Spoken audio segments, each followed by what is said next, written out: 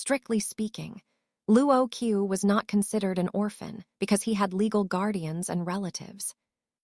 It was his father's second wife, simply put, his stepmother. However, this barely appeared in Luo Qiu's life or in his conversation's topics, because he would prefer to acknowledge only one woman as his mother, the woman who took care of him around the clock, doing her utmost to give him a mother's love. Of course, if this new mom wasn't too young, Luo Qiu would still be willing to call her mother. One has to understand, his stepmom could be considered to be in the prime of her age at the moment. People are conditioned to run from heartache, and also conditioned to get used to the people around them. Nobody yearns for loneliness. But why do I yearn for it? Luo Qiu had stuck a note with the characters, "I'm out on the fridge door." Since the weather wasn't hot, he had gone out. That was just because he wanted to be alone during his free weekends. The street became noisy in the morning. A father was taking his daughter out to play, and old couples joined hands, strolling along the river bank. Some were doing exercises to enjoy their lives, while others planned for their days. All sorts of people passed by, as if they were actors in the opera house, playing their roles. Luo Qiu was accustomed to observing things silently, to explore people's hearts without excessively touching them. What was this? Is this what they mean by having inner conflicts during late puberty? He just wanted to be alone. However, it became noisy nearby. Luo Qiu shook his head as he walked towards the shopping district that wasn't open yet. It was quiet now. Maybe he could have a good look at one or two pedestrians. Listening to some unpopular songs through his earphones, Luo Qiu arrived at the shopping district. As expected, the shops were all closed except for one or two stalls selling bread for breakfast. Luo Qiu bought 2 steamed buns, then sat on a bench beside the street eating slowly. Nobody seemed to notice him, though he looked weird alone. Trafford's Trading Club. This name suddenly came into Luo Qiu's view. Though he wouldn't say he remembered everything he saw, but he would have at least remembered this weirdly named shop. The shop sign was arranged one by one with separate words. A typical European-style oil lamp was set on the left of the wooden door. As for the other side, there was a clear window. Some bibelots could be seen through the window, which attracted Luo Qiu to come in. There were splendidly dressed dolls, small-sized pendulum clocks that had stopped, grizzly paw-like artworks, and ratty but particularly attractive bucket hats. "Excuse me, would you like to come in and have a look?" While Luo Qiu was watching these strange decorations, a girl appeared in front of him. It was a girl with an abnormally waxy complexation, which was about his age. She was dressed in black and white. The eternal colors of a Gothic maid costume gave off the aura of a morbid beauty. However, Luo Qiu was not able to focus on those. Instead, he was attracted to her charming royal blue eyes, just like fantastic magical gems. Like a vortex. When Luo Qiu came back to himself, he had entered into this weird club already, and he didn't even know why. Just like the moment where a screen was switched during the movie. "Sir, have some tea, please." The slim girl served Luo Qiu a cup of scented tea. Roselle can make people feel calm. People are only able to think of what they need in a calm situation. "Oh, are you the only staff here?" He didn't know what to say, so he just relaxed. Anyway, window shopping was very common. Nevertheless, Luo Qiu was curious about this weird shop. He had no idea what this shop sold, even though he came in. "No, Master will have a talk with you soon." The girl smiled slightly, then she left for the back room. "Master, was that a hobby of the boss?" He. Luo Qiu nodded as he began to look around the objects in the shop. Just like the display, Everything was strange and gave off a feeling of oddity. Yet, the decorations didn't seem to clash and just made it seem more mysterious. The living room of the shop gave off a darker atmosphere as a whole, as though it was a Western fortune-telling shop. Instead of incandescent lamps, white long candles were stuck in the candle holder. Seemed like the owner had spent much thought on it. The wait was longer than he thought, but his curiosity kept him.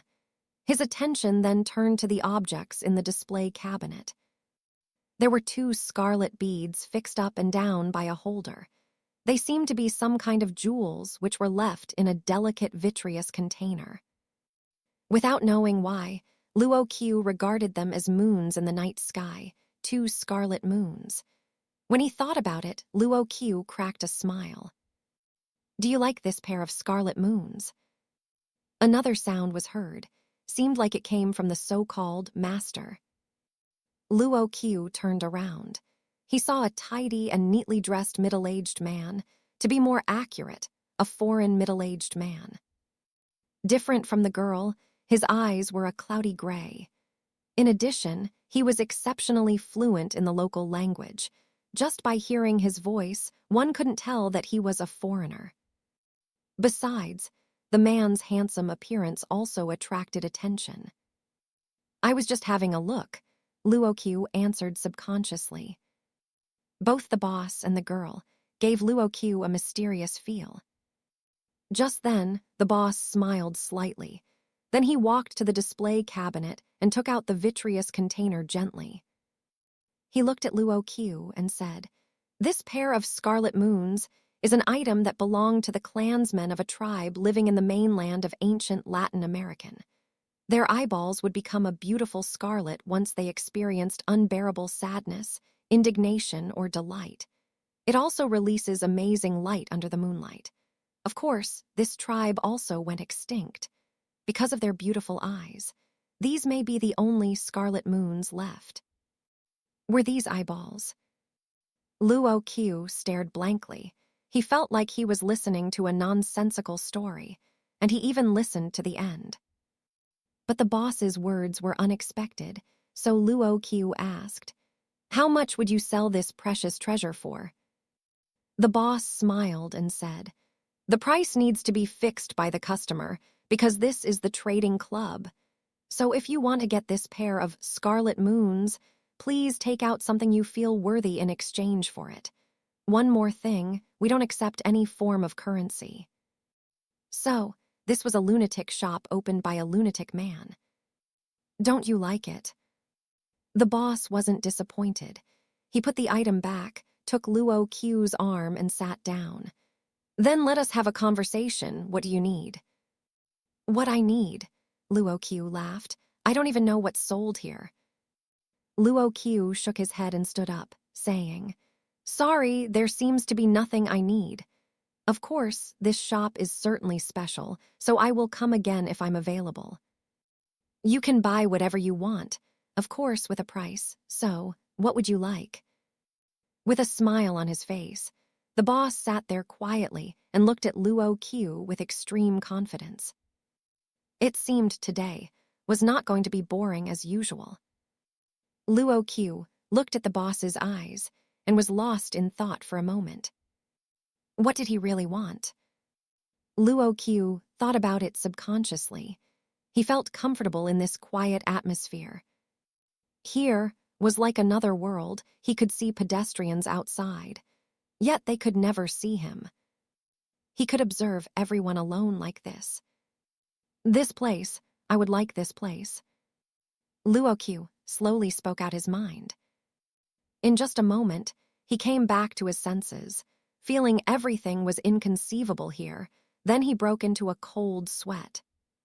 Suddenly, the boss looked at him strangely. He seemed joyful, expectant, but seemed more anxious. "Dear guest, one of the rules of Trafford's Trading Club is that, once you said what you want, the transaction will take place. If you didn't say what you wanted to exchange it for, then I'll name the price. So, just as you wanted, I'm going to sell you the Trafford's Trading Club in exchange for your freedom as the transaction fee." The world seemed to have turned upside down. Darkness filled the surroundings. An ancient goatskin slowly unfolded in front of Luo Qiu. Nothing could be clearly seen except for his name, which slowly appeared. And then everything was burning. Burning rapidly. The darkness swallowed him.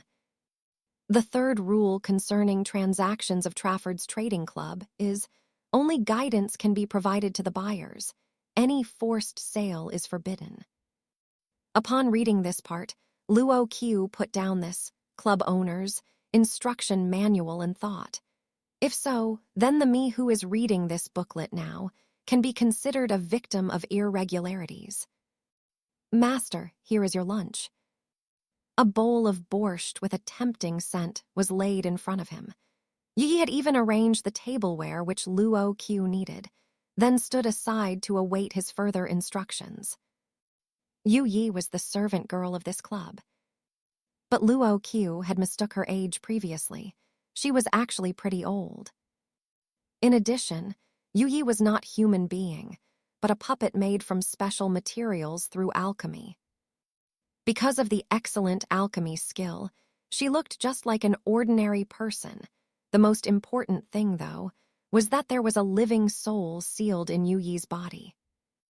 This was not a joke, because Luo Qiu had seen Yu Yi removed her head and left arm, then reassemble them again in front of him. As Yu Yi said, she was made by an alchemist to pay a price for some commodity. Thus she became a servant girl. When he woke up, the boss had disappeared, leaving behind a letter stating some facts that Luo Qiu needed to know. As an object that was exchanged for something, Luo Qiu had the right to own and control the Trafford's Trading Club in the future, but he was also imprisoned here forever. The only way to free himself was if another person willingly exchanged their freedom in a transaction. Then, he was told to check the information in the booklet if there was something he didn't understand. Luo Qiu was relatively calm. After reading the content of the letter, he tried to open the club's door and walk out. Without any obstruction, he rushed out of the club. The so-called imprisoning was not physical captivity, but an imprisonment of the soul. So does that mean, to keep me from dying, I have to offer sacrifices to the club at set intervals? Luo Qiu consulted the booklet humbly about his queries. Even though Yu Yi already belonged to Luo Qiu as the club's possession, but somehow he felt unnatural to face the puppet. Yes, Yu Yi nodded, completing her duty commendably. Your lifespan depends on the quality of the sacrifices you provide. I'm still healthy, so I should have a pretty long life. Luo Qiu laughed at himself. Hearing this, Yu Yi suddenly left. Not long after, she came back again with an hourglass. It was set in front of Luo Qiu. This is your remaining time, my host. When all the sand falls, your life will be over. Anyone would be terrified to see this, but it was useless. So Luo Qiu calmed down soon. How long will it take for all the sand to fall? 30 days. It seems like life was not as wonderful as he thought. He took a deep breath. After collecting himself, he said, in other words, if I can't find customers, I'll die. The person who needs something will enter. Master is the best example of that. Yi said quietly. The former owner also used to release some passes. Whoever obtains them will be able to come in too. So just wait for people to come in. Is that okay? Yes, generally you won't die. Generally won't die.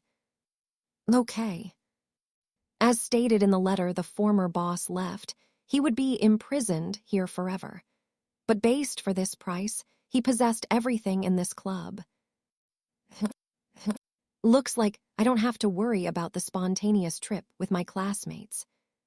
Fine, the message has been sent. Fortunately, cell phones can still be used. Luo Qiu said to himself, I'm worried, but not to the extent of calling the cops. Anyway, I better turn off my cell phone, right? It would be troublesome to explain to my parents if they called. Well, for now, so be it. Luo Qiu made up his mind not to return home first. He wanted to understand his situation.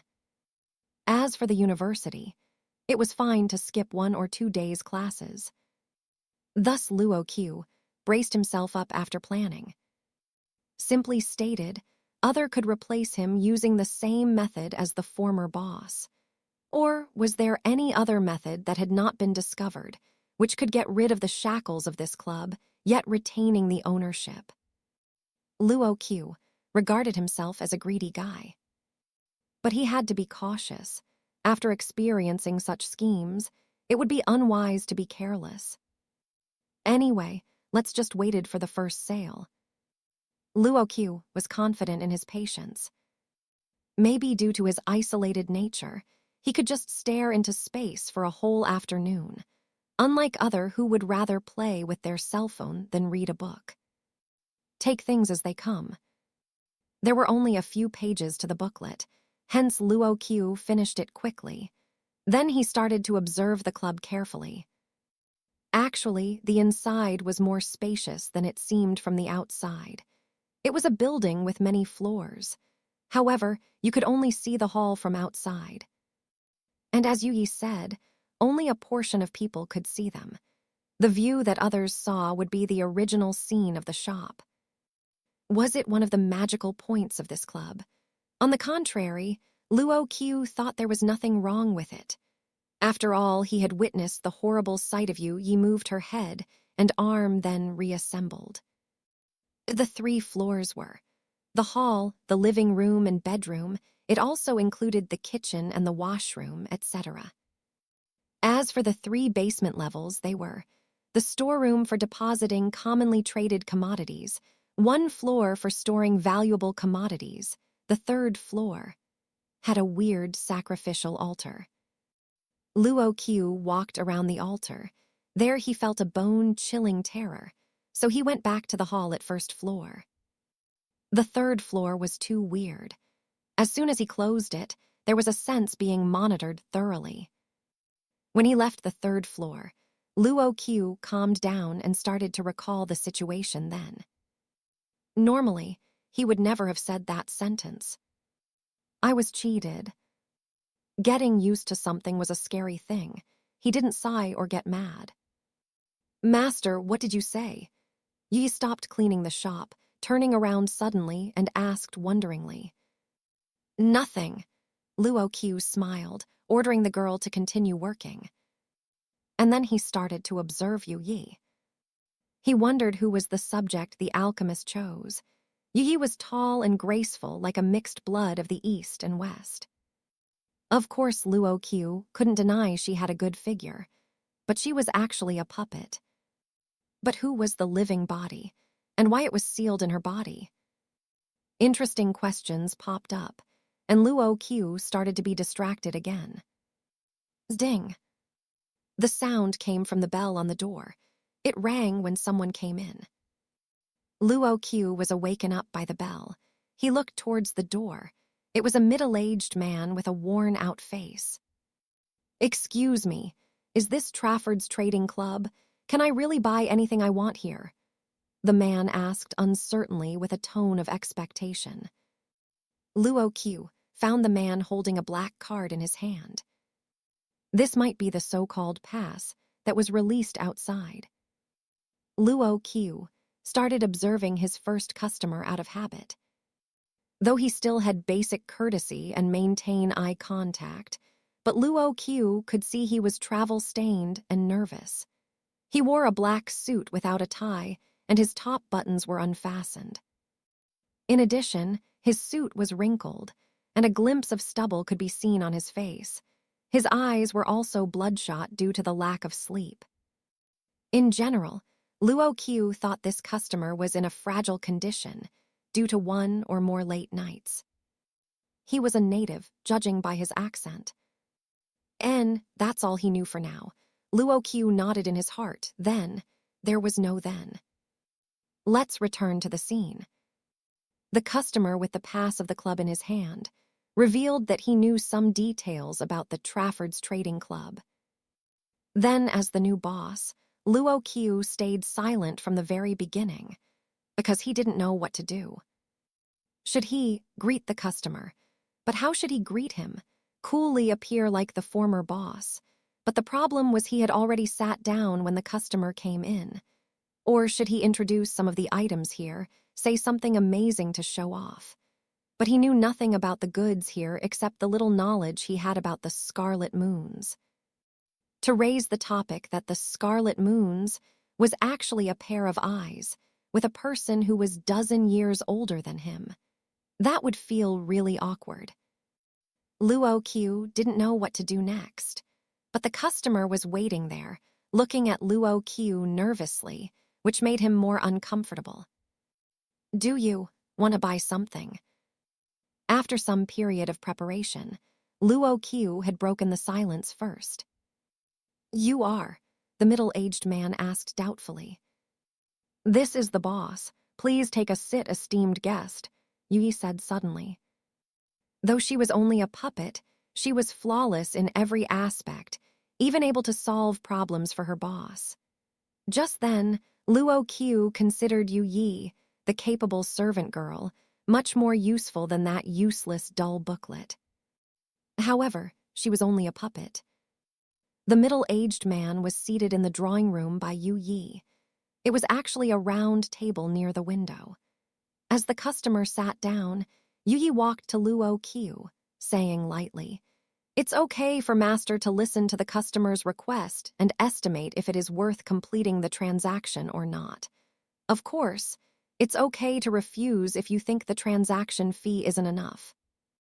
How thoughtful of her to remind him. Luo Qiu would feel nervous just like any ordinary person, however he wouldn't show it easily.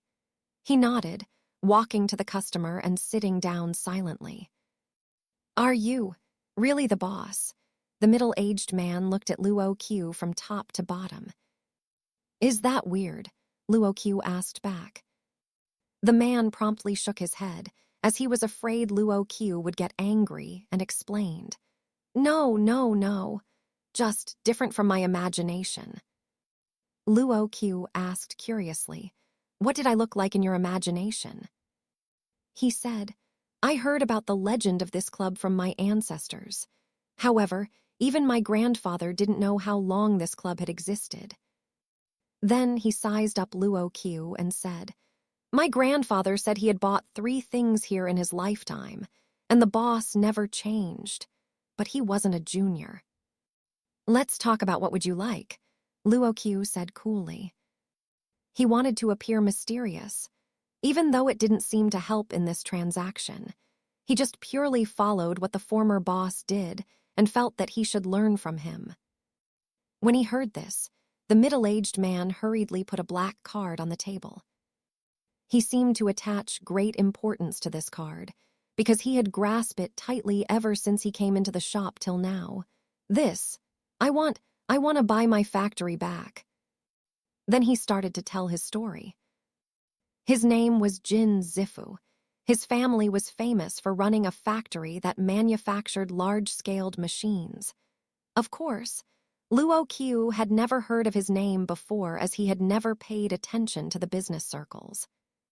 There was a crisis of his factory recently. His factory no longer belonged to him. Instead, it was in the possession of his daughter's husband. It seemed that a few years ago, his son-in-law had him sign some documents occasionally. At that time, he was careless and trusted him.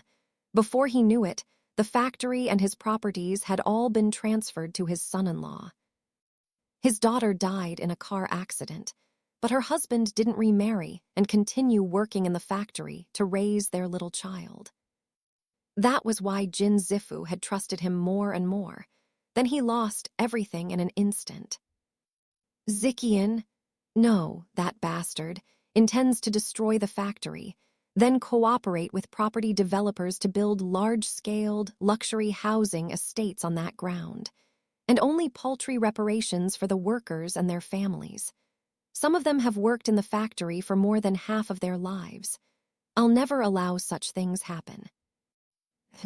The card on the table was totally black, with a golden stamp on one side. The golden stamp was 70% similar to the altar in the basement's third floor. But was he using this card as the transaction fee? Luo Qiu, who had no idea what to do with that card, he felt embarrassed again. "We have what you need, sir." At the same time, Yi came out with holding a delicate teacup and teapot, putting down the tray and picking up the card with smile. "The last symbol will disappear after being used in this deal. As per the rules, you get a 10% discount off the transaction fee. Are you sure you want to complete the transaction? If so, please name the appropriate fee you deem suitable. Of course, our boss has the right to evaluate if the price you state is suitable or not." "Good job, Yu Yi." I know the rules." Jin Zifu breathed deeply and said, "My grandfather told me the rules before he left." At this, Jin Zifu fell silent immediately. Luo Qiu was clear now. This man had decided to come here, but hasn't made up his mind whether to seal the deal or not. "Take half of my remaining lifespan." At last, Jin Zifu said some words that astonished Luo Qiu. Though he had roughly read the so-called boss booklet, Luo Qiu still had no idea how the club operates. Everything was a brand new experience to him. But ever since he saw the altar, he felt a sense of mystery. His lifespan. He forced himself to observe, to see how Yu Yi would deal with the middle-aged man, and this ridiculous scene that was happening. "I got it," Yu Yi nodded. "To human beings, their lifespan is one of the most precious transaction fee. Please give me a second and close your eyes, sir." Yu Yi suddenly stretched out a finger, pointing at Jin Zifu's forehead. Soon after, Yu Yi pulled her arms back, putting on her. Actually, she had never taken off her black gloves in the first place. "Sir, based on the assessment of your body's condition, your remaining lifespan is 37 years. Half of it is 18 years and 6 months. 18 years. A terrified look emerged on his face, but Jin Zifu clenched his teeth and said, "Okay, just 18 years. I have decided to save my factory at the cost of my life and bring my workers out of their suffering while allowing them to earn enough money to support their families." "Sorry, sir. Whether this transaction will be successful or not depends on the bosses, is satisfied with the price or not." Lay. When Jin Zifu gazed at Luo Qiu anxiously, Luo Qiu felt embarrassed one more time. Judgment, how to judge it. "Maybe our boss needs time to think about it." Yi smiled faintly and said, "Sir, you can go back for now. If we make a decision, the card you have will give you instructions. Anyway, welcome to Trafford's Trading Club." Yi was indeed perfect. Here's the problem. How would you compare half of Jin Zifu's remaining lifespan to a factory? He remembered that Yu Yi saying that he had the right to decide whether or not to accept this transaction. He was confident in the weird abilities of the club, thus didn't think too much about it and just accepted the deal. During his past 20 years, Luo Qiu would never forget the principles taught by his father, who was an upright policeman. He used to be fed up with his father's nagging, however. Now, when he thought of his father who had passed, confusion, suffering, and nostalgia welled up within him. Why didn't he listen to his father? Why didn't he always call his father before? Contrary, his father contacted him at most time. The kindness and integrity. When he remembered his father's teachings, Luo Qiu started to realize how ridiculous the deal with Jin Zifu was. He had to think this through. "Master, please remember, you only have 30 days. While Luo Qiu was lost in thought, Yu Yi's sudden prompt made him feel as if he had been doused in cold water. He asked subconsciously, "Is it frequent for lifespans to be used as transaction fees?" Yu Yi said calmly, "Sometimes human beings yearn for something beyond their ability. To obtain it, they can only use what they own as payment, such as body parts, beautiful items, wisdom, sentiment, and memory, even the soul.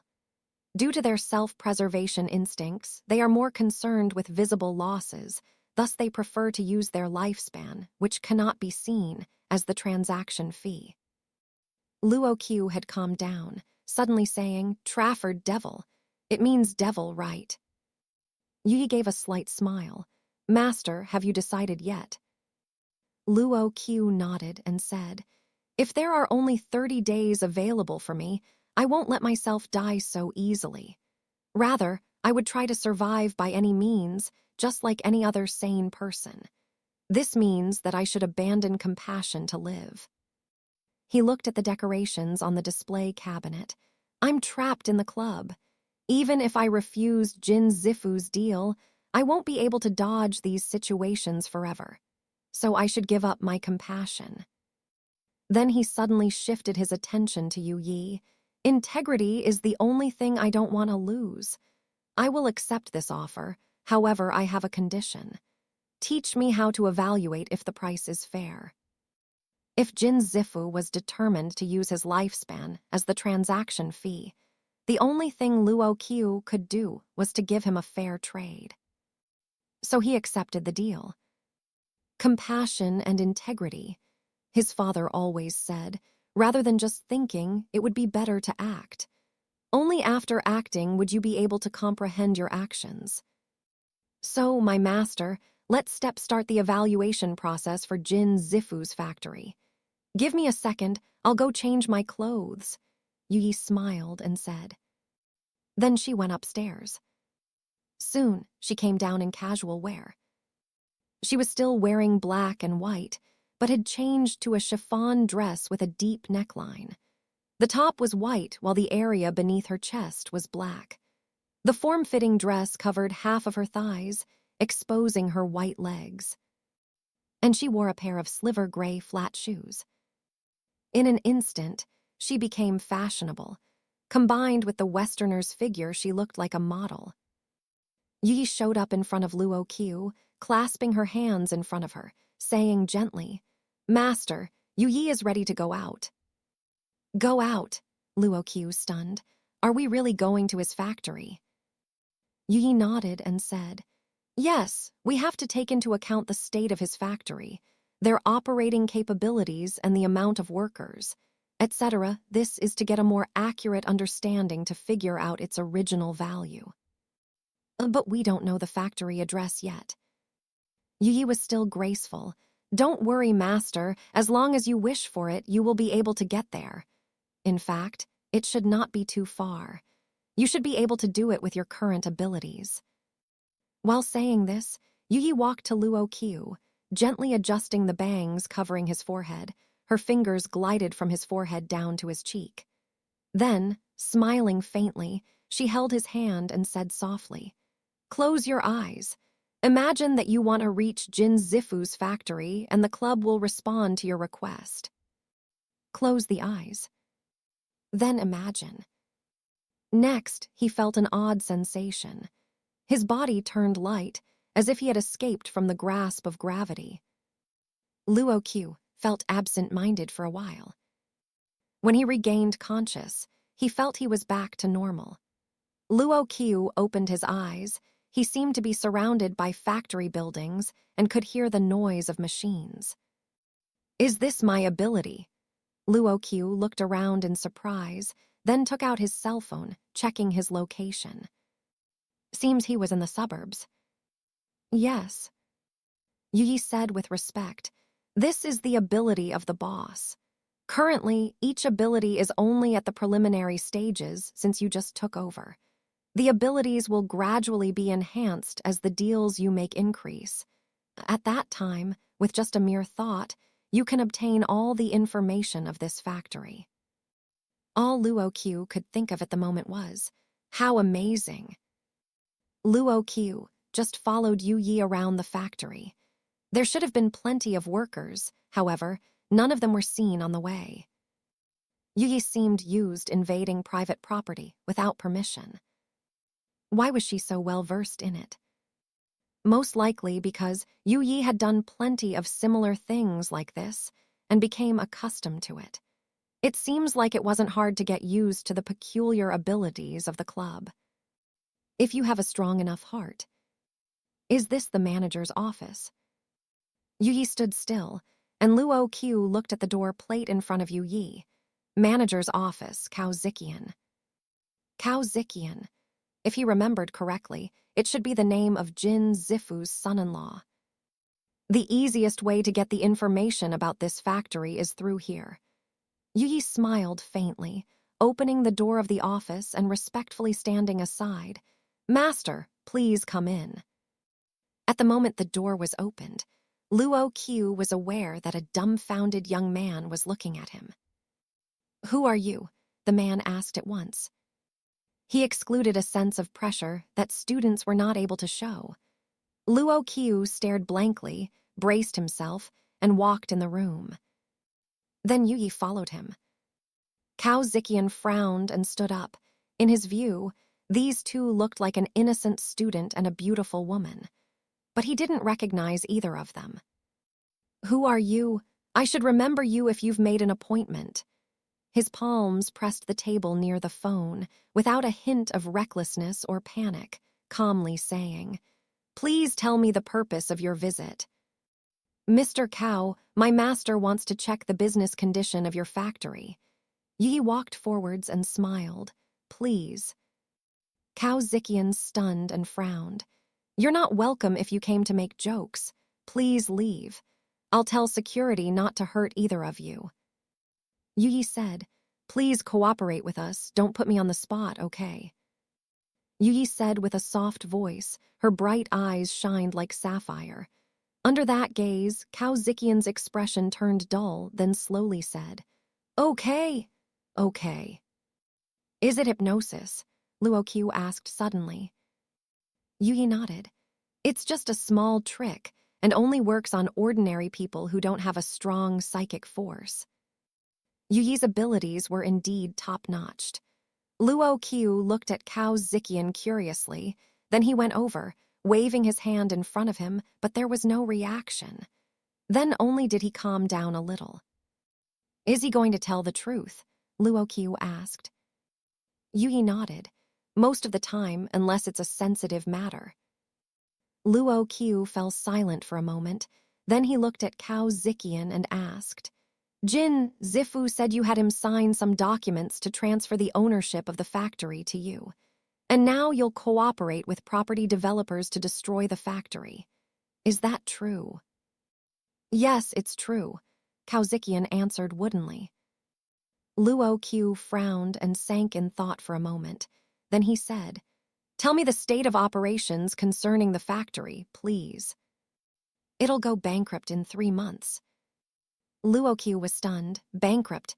Are you sure?" Cao Ziqian said, "Yes, I'm sure. The factory owes a large amount of debt to the bank, and they have only 3 months to pay it back. The factory has not received any orders in the last 2 years, so it will soon go bankrupt and the land will be foreclosed by the bank." "So you secretly took ownership of the factory and want to make a killing before that time, right?"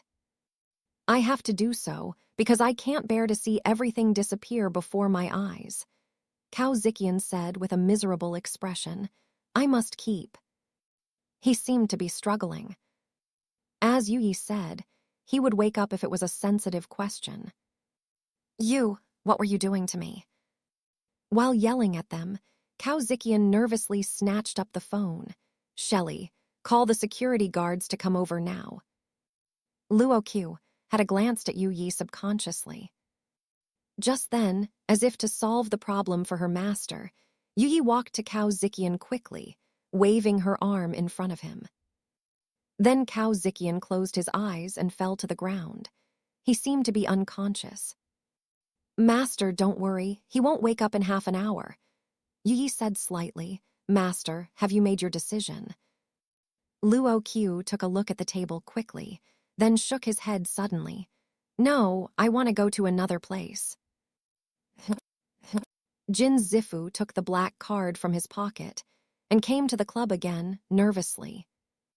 As the doorbell rang, the beautiful Yu Yi said with a smile, Sir, welcome to Trafford's Trading Club.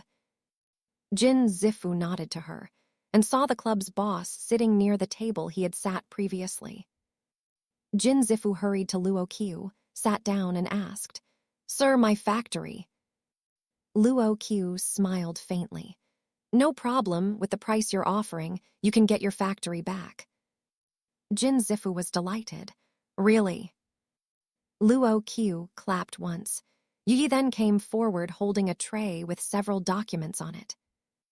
Luo Qiu was looking at Jin Zifu and said, These are all the original documents you signed. Jin Zifu took and checked all the documents, then he said excitedly, Yes, there they are. The factory still belongs to me. He took these documents into his arms tightly, as if they were treasures. Just then, Jin Zifu suddenly stood up. Thanks for getting them back. I'll repay you later. Luo Qiu smiled. That's okay, it's a consensual deal. So, about the transaction fee. Boom. The factory is mine. So is my lifespan. Nobody can grab it. Thanks for getting back these documents. Let me send you to the heaven. Then Jin Zifu showed a grisly look, with a black USP-45 in his hand.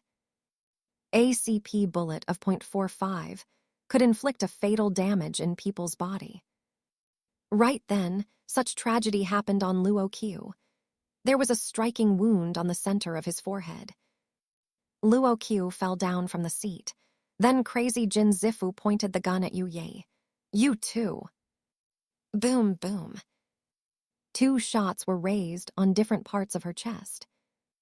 As Yu Ye fell, Jin Zifu put the gun in his pocket hastily, holding the documents and rushing out of the club. Soon after he left, Luo Qiu stood up suddenly. The weird thing was, his body seemed to be dragged upright. Meanwhile, the wound healed gradually until it finally disappeared. Then he opened his eyes, touching his forehead subconsciously and saying to himself, So that's it. I won't die before the sand in the hourglass completely falls. Afterwards, he looked at Yu Yi. He found her arm moving a little, then she stood up. But Yu Yi's wound didn't regenerate. Might be because she was a puppet. Master, do you need some more water? Yu Yi asked in a soft voice. Luo Qiu shook his head, but took the black card left on the table. The 7th rule concerning transactions of Trafford's Trading Club is, customers are not allowed to take the store's merchandise privately. The black card in his hand suddenly lit up and burned down thoroughly. It was almost 9 or 10 in the evening. Cao Ziqian was still sitting in his office. The babysitter he hired was excellent. She could be trusted to take care of his child. The light outside his office was on. Cao Ziqian just remembered that his secretary was still there, waiting for his orders. His secretary was quite a hard-working young fellow. Just as Cao Ziqian intended to allow his secretary to leave, the door to his office opened. 2 people came in. They were the panicked secretary and the familiar, Jin Zifu. The secretary said in fright, Manager, the chairman, It's nothing, you can go home, Cao Ziqian said calmly. The secretary hurried out of the room and after tidying his things, left quickly. As the sound of footsteps faded, Cao Ziqian said, Dad, why don't you have a rest at home? It's better to sleep early at your age and stop worrying about the factory issues. You certainly wouldn't want me to come. It would be better if I stopped appearing here forever, wouldn't it? The chairman is only a title. In reality, the factory is already yours. Cao Ziqian frowned and sat down. Dad, don't worry about the business here. And I've saved enough money for you for your retirement. Plus, we have a house up north. Maybe you can live there. Take it as a vacation. Jin Zifu laughed grimly. Phew, don't call me Dad. I'm not your dad. Cao Ziqian, we are no longer family ever since you took my factory. I promoted you and even gave my daughter to you, but unexpectedly you wanted to steal my factory. Do you think I no longer have any power here? Cao Ziqian took a deep breath. Dad, so you knew. Don't do anything you shouldn't do. I don't want to destroy our relationship and call the security guards. Jin Zifu fished out the documents on him with a sneer. You haven't dared to release this to the public yet, have you? They're in my hands. I still own this factory. We'll see whom the security guards will listen to. Have a look at the documents. While saying this, Jin Zifu threw the documents on the table. Cao Ziqian had a glance at them. It turned out they were all photocopies. But he knew Jin Zifu should not have the photocopies. That's impossible. The documents are actually locked in my steel safe at the bank, Cao Ziqian said emotionally. There's nothing impossible in the world.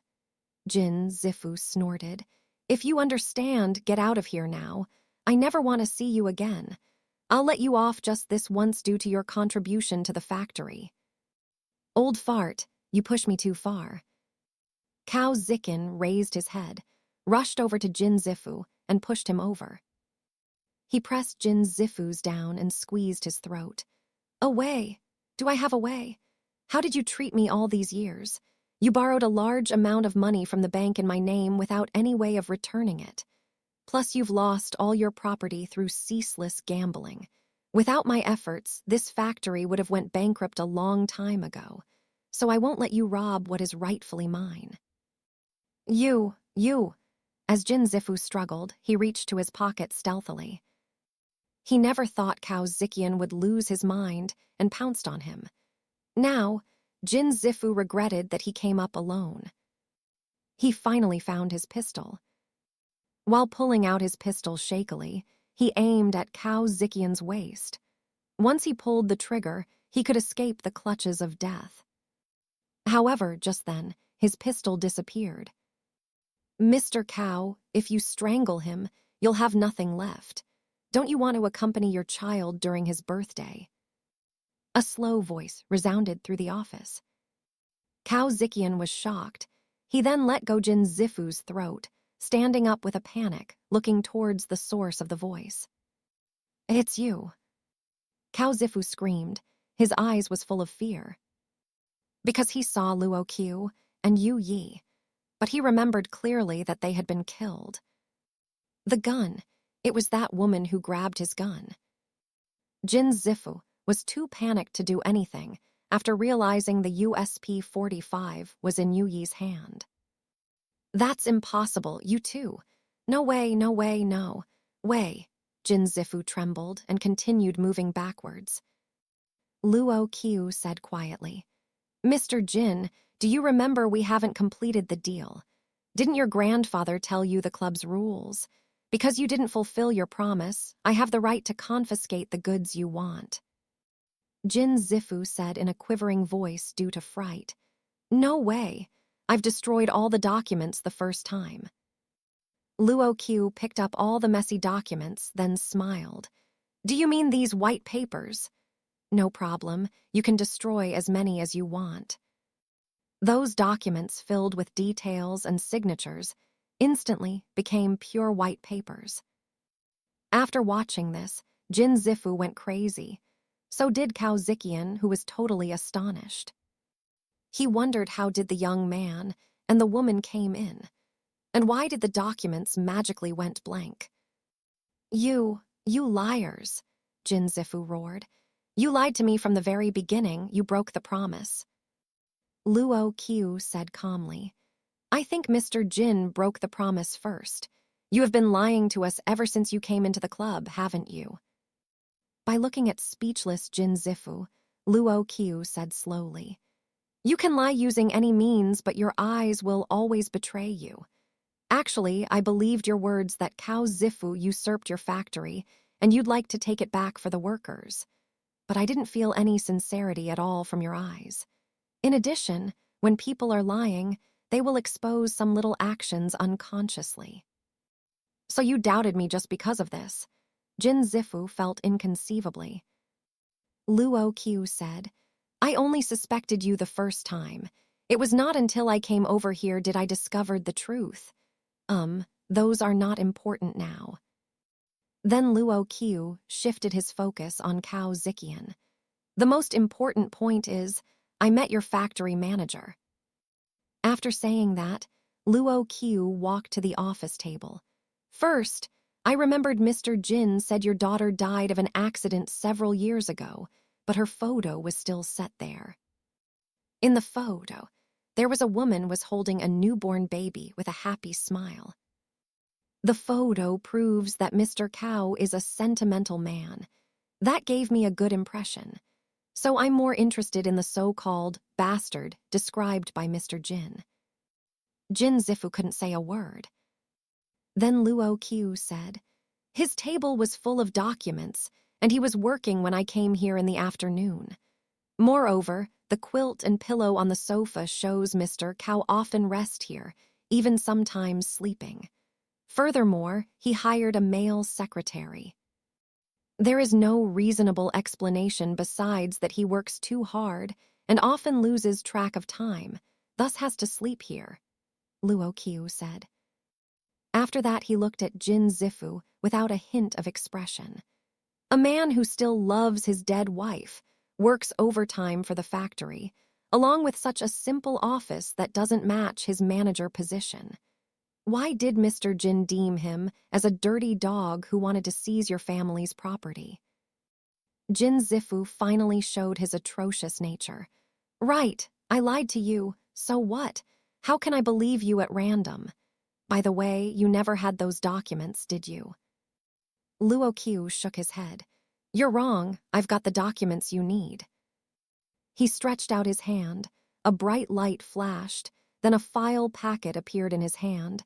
I indeed wanted to complete this transaction with Mr. Jin, but unfortunately, Mr. Jin doesn't trust me. Jin Zifu stared at him blankly. He watched as the documents came flying out, then after appearing before him, they flew back into the packet. He trembled with fear once more. He actually shot someone with such terrifying powers. Just then, he was reminded of his grandfather's final words before handing over the black card and leaving. Never cheat the club, or you'll pay for it with a price you cannot afford. Jin Zifu suddenly kneeled on the ground in fright. I'm sorry, I shouldn't have cheated you. I'll finish the transaction. 18 years and 6 months, you can take it. No, Luo Qiu said calmly. The land will still be worth a lot after liquidation, even though the factory will go bankrupt. However, you won't have so much after 8 to 10 years due to your love of gambling. If you want this factory, and considering that you're the black card holder thus getting a discount, 33 years and 1.5 months would be the transaction fee you need to pay in total. 33 years, Jin Zifu mumbled. How long would he live if he lost 33 years? If so, he wouldn't enjoy anything even though he got back the factory. This was not what he wanted. No, I don't want it. I don't want the deal. Then Jin Zifu promptly rushed towards the door like crazy. However, a black flame appeared in front to stop him. The black card he left in the club re-emerged from the burning flame, suspended in the air. The 8th rule of Trafford's Trading Club is, once the black card is used, the transaction can't be cancelled. With Luo Qiu's voice, the black flame dashed towards Jin Zifu's body. He screeched, then fell down to the ground.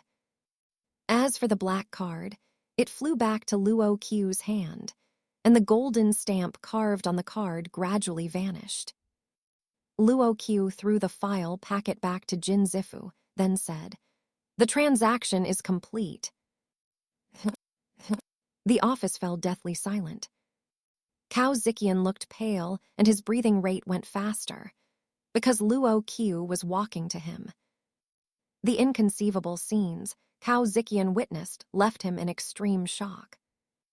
But he was worried about his child. He didn't want to court the same fate as Jin Zifu. What should he do? Don't worry, Luo Qiu said slowly.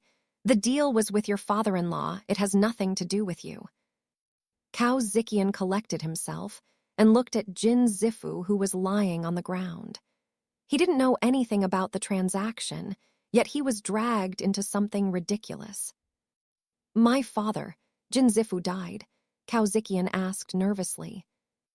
Yi answered for him. No, he's sleeping now. Sleeping. Yi nodded and smiled. Yes, except that his sleep will last 33 years, 1 month and 15 days. When he wakes up, he can continue living. How come? Cao Ziqian didn't want to believe it, but everything that happened told him what Yi said was absolutely true. There was a brief silence. Cao Ziqian looked at Luo Qiu suddenly. I don't know you. Why did you help me? Though Jin Zifu got back the documents, during his 30 years' sleep, Cao Ziqian could easily regain it, preventing him from making a serious mistake and also solving Jin Zifu's problem. From another perspective, Cao Ziqian could be said to have obtained the most this time. Luo Qiu looked at Jin Zifu and said, I've met with the property developer cooperating with you this afternoon. They plan to build 2 apartment blocks for those senior workers of the factory. Then he smiled. You can have a good life with your child. The money obtained by selling the land and the liquidation of the factory will be enough to repay your bank debt. Cao Ziqian suddenly felt touched. He stared at this mysterious young man, choking back sobs. Thank you. No problem. Luo Qiu walked to Cao Ziqian and waved the black card. At this moment, the vanished stamps on both sides of the card once again floated into it. Then Luo Qiu stuffed the black card back into Cao Ziqian's pocket. He said softly, You can find us through this card if needed. With that, you are now a member of the Trafford's Trading Club. We can provide you with whatever you want. Dreams, treasures, intelligence, a spouse, health, even life, but only if you can name a satisfactory price. In addition, we don't accept any sort of currency as the transaction fee. Then, we look forward to your visit. With those words, Luo Qiu and Yi stepped back, then vanished little by little, disappearing out of Cao Ziqian's sight. Wait, what's your name? Cao Ziqian persuaded him to stay subconsciously. Why do you know about my child's birthday? But Luo Qiu and Yi had already disappeared. Cao Ziqian felt his strength leaving him and sat down. Then he realized his back was soaked in sweat due to the nervousness and fright. Just then, a wind rose in front of Cao Ziqian. Then Luo Qiu appeared into his sight once more. It gave him a fright. Luo Qiu didn't say nothing. Instead, he merely turned the desk calendar to face Cao Ziqian. With a faint smile, he left again. This time he really left. On the calendar, a date was circled, labeled the present by the side. Upon seeing this, Cao Ziqian couldn't help crying. According to Yu Yi's instructions, Luo Qiu went down to the altar on the 3rd floor of the basement in the club. He opened his hands. A lump of gray fog appeared, then floated into the altar slowly. At this time, a voice was heard in his mind. The tribute has been completed, and your lifespan has increased by 30 days. Perhaps it wasn't a sound, but more like information flowing into his mind. As for the hourglass which he brought down, the sand at the top seemed to increase a little, while the speed of its descent became slower. Because of the club's rule, he wouldn't die of illness, or from being shot, he even wouldn't age. Nothing could hurt him, except when all the sand flowed down. After waiting for a moment, there was still no change from the altar. Luo Qiu mumbled, It's not fair to barter 33 years' life of Jin Zifu in exchange of 30 days' lifespan of mine. That's because what you took wasn't his lifespan to be exact, but his time to live by forcing him to sleep for 30 years. In addition, each of the former bosses would reserve part of the transaction fee, instead of giving them all to the altar as tribute. Yu Yi said, Things are getting better.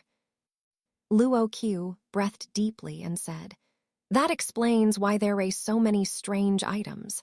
Are those the items that the former bosses obtained? Yui nodded. Luo Qiu no longer wanted to stay at the gloomy altar, so he took Yu back to the hall. Then he stretched himself and asked, Yu, do you know how to cook stewed meatballs with brown sauce? I'm hungry. Yu nodded. Yes, I do. I've learned how to cook various dishes, just give me a minute.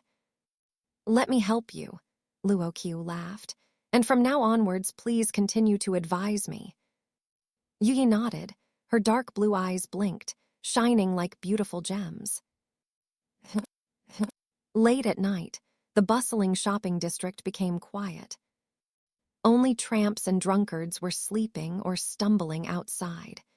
However, they didn't notice that there was an old European-style lamp shining its light on the words "open," which were hanging on the wooden door in the dark street. Legend has it that only people in need could see it. Then, if you saw the European lamp lighting up that doorway, would you have any requests to make? Luo Qiu went back home using the club's teleportation method. The familiar items in his bedroom made him feel like he was in another world. The boss of the club could live for a long time unless he or she decided to wait for their death. Through the passage of time, the boss would lose everything except the club. But those were too far away now for Luo Qiu to comprehend. Though the precious incense in the club allowed people to feel relaxed and happy, it still couldn't be compared to the feeling of sunshine brightening his small room. Luo Qiu turned on his old CD player, feeling the cozy melody surrounding his room. He laid on his bed and recalled all the events that happened these 2 days. Despite finishing his first deal and adding 30 days to his remaining lifespan, he couldn't afford to make light of his situation. The reason he returned home this time was just to calm himself down and plan his next move. He was planning the path he would be walking. According to the rules, he could neither die nor age. However, due to his permanent youth, the secret couldn't be kept after 10 or 20 years. That led to a problem. He couldn't stay in one place or be with his family for too long, because he would have to leave his family during their happiest moments and cause them to suffer due to separation. Luo Qiu suddenly realized why the former boss was so excited and was extremely anxious to get away from his isolation. He guessed that the former boss had witnessed his relatives, spouse, even later generations die a natural death. In accordance with Yu, he knew that the former boss was a taciturn guy. The former boss only appeared when customers came. Otherwise, he just stayed in his room, listening to the music for days. Yu had experienced 300 years, loneliness with him. As so, Luo Qiu might become the same as the former boss someday. So first, act as an ordinary person during the first 10 years. Luo Qiu might become alone in the end, but at his current age, what he felt more was the amazement and mysteriousness from the club. He fell asleep while he was listening to the English song titled Amazing Grace. Just as he was about to sleep, Luo Qiu thought that if he longed for isolation, then everything he was experiencing was God's grace. It was evening when he was awakened by sounds from the kitchen. Luo Qiu walked out of his bedroom. From the smell, he could tell that someone was cooking his favorite meal. The woman was dressed simply, a common blue blouse and jeans with hair tied up casually, and she was busy cooking in the kitchen in an apron. However, she was young and beautiful. 29 years old was when women are in their prime. She should be wooed by many successful men, but instead she spent all her spare time taking care of that child. She was Ren Xiling, now working in a newspaper office as a journalist. She seemed to have been promoted to sub-editor recently. She met Luo Qiu's father, who was a widower then, and they fell in love at first sight when she was interviewing him in concerning a murder case. Maybe something unbeknown occurred that touched the widower and the young lady, which Luo Qiu didn't know. After that, Ren Xiling became a member of this common apartment. 3 years later, the man left. But she was still there. Luo Qiu, you woke up. I was about to wake you up after cooking. Ren Xiling turned around when she heard sounds. Presumably due to the high cooking heat, Ren Xiling's bangs stuck close to her forehead, looking like silk threads. Luo Qiu gazed at her without a word. Ren Xiling touched her face subconsciously. Is there anything on my face? Luo Qiu shook his head. As he walked to the living room to watch TV, he reminded her. You didn't turn on the exhaust hood. Oh no. She tried to turn on the exhaust hood quickly but fumbled about nervously, yet she didn't forget to say, the meals will be ready soon. Go wash your hands. No response was heard from Luo Qiu, but Ren Xiling was accustomed to it and continued her cooking. Luo Qiu turned on TV and watched the news. This had been his habit for years. It was 9 o'clock, at the dining table. Ren Xiling was confident in her cooking skills and wanted Luo Qiu to eat more. Luo Qiu suddenly said, if you're busy these days, then it's not necessary to come back to cook for me. The club was still open. Luo Qiu's timing might be much more unpredictable than this current sub-editor. Ren Xiling knocked her chopsticks on Luo Qiu's bowl, keeping a straight face. Luo Qiu, I didn't question you about your so-called spontaneous trip, so can you at least respect my rights as your mother? Sure. Luo Qiu just ate the stewed meatballs with brown sauce, without a word. As expected, she still couldn't cook this dish well even after years of practice. Probably because she was too tired. After dinner and showering, she went into the bedroom and fell asleep quickly. Luo Qiu washed all the dishes. Then just as he was about to enjoy the wind at the balcony, Yu Yi's voice was suddenly heard, informing him that there was a new customer in the club. New customers were those that didn't have passes and entered the club for the first time. It had been just 3 days since Luo Qiu became the boss, but once he returned to the club, he felt a certain carefreeness, just as if he were home, which Luo Qiu found amazing. Yu Yi was already waiting there, while holding a suit. And she really was a thoughtful servant girl. She had said that the boss should at least wear an appropriate suit that matched his status. Even though Luo Qiu felt there was nothing wrong with casual wear, but he still compromised with Yu Yi, who wouldn't take no for an answer. Black gave a mysterious feeling and covered many weaknesses. Luo Qiu was 1.76 meters tall. Yu Yi gave him a single-breasted black windbreaker with a tailored collar and a black collared shirt, along with a long golden pendant as an accessory. Only then did he look this part as boss of the club. As per Yu Yi's demand, he also changed to a slicked-back hairstyle. And now he looked mature for his age. As it was often said, the clothes make the man. After taking a look in the mirror, he got ready to greet the visitor, while listening to some basic information about the new customer.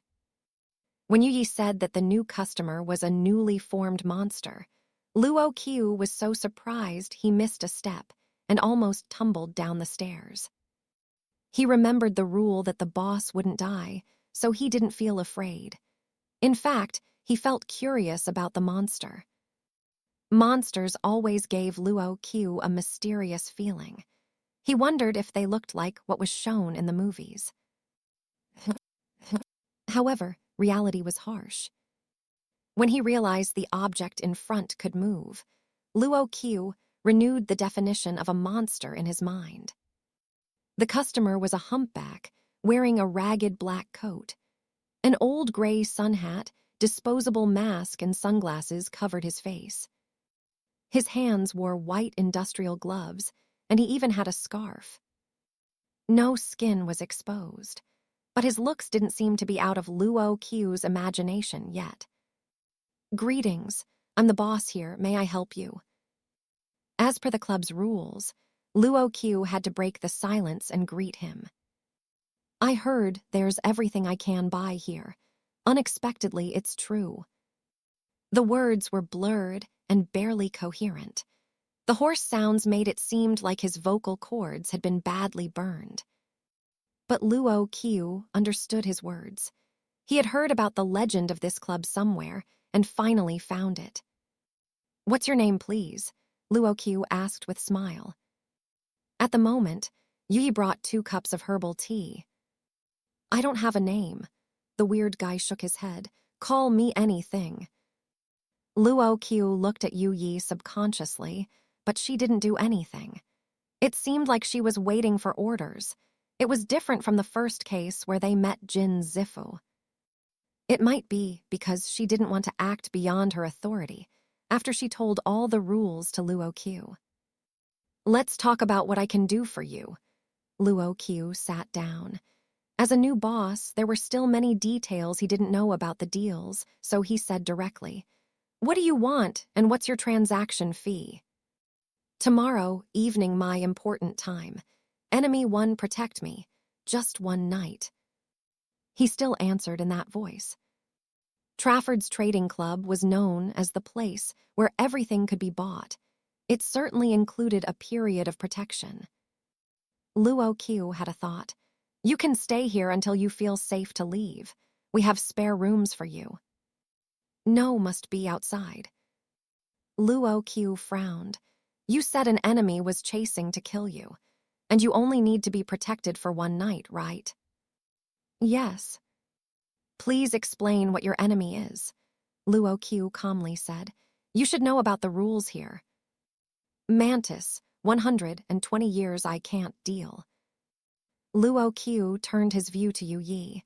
Then she came close and said slightly, 120-year-old monster in the east is an immature little monster. They are weak in ability. No problem to deal with or kill it." Did that mean? Yu Yi was absolutely confident to cope with the 120-year mantis monster. Basically, more value the object you need, the higher the transaction fee you must pay. Luo Qiu had heard of monster circles, however. He had no idea of how to wrest more secrets from their new customer. So he decided to ask Yu Yi primarily. Moreover, the customer wasn't able to fight against an immature monster. This revealed that he must be poor within the circle of monsters.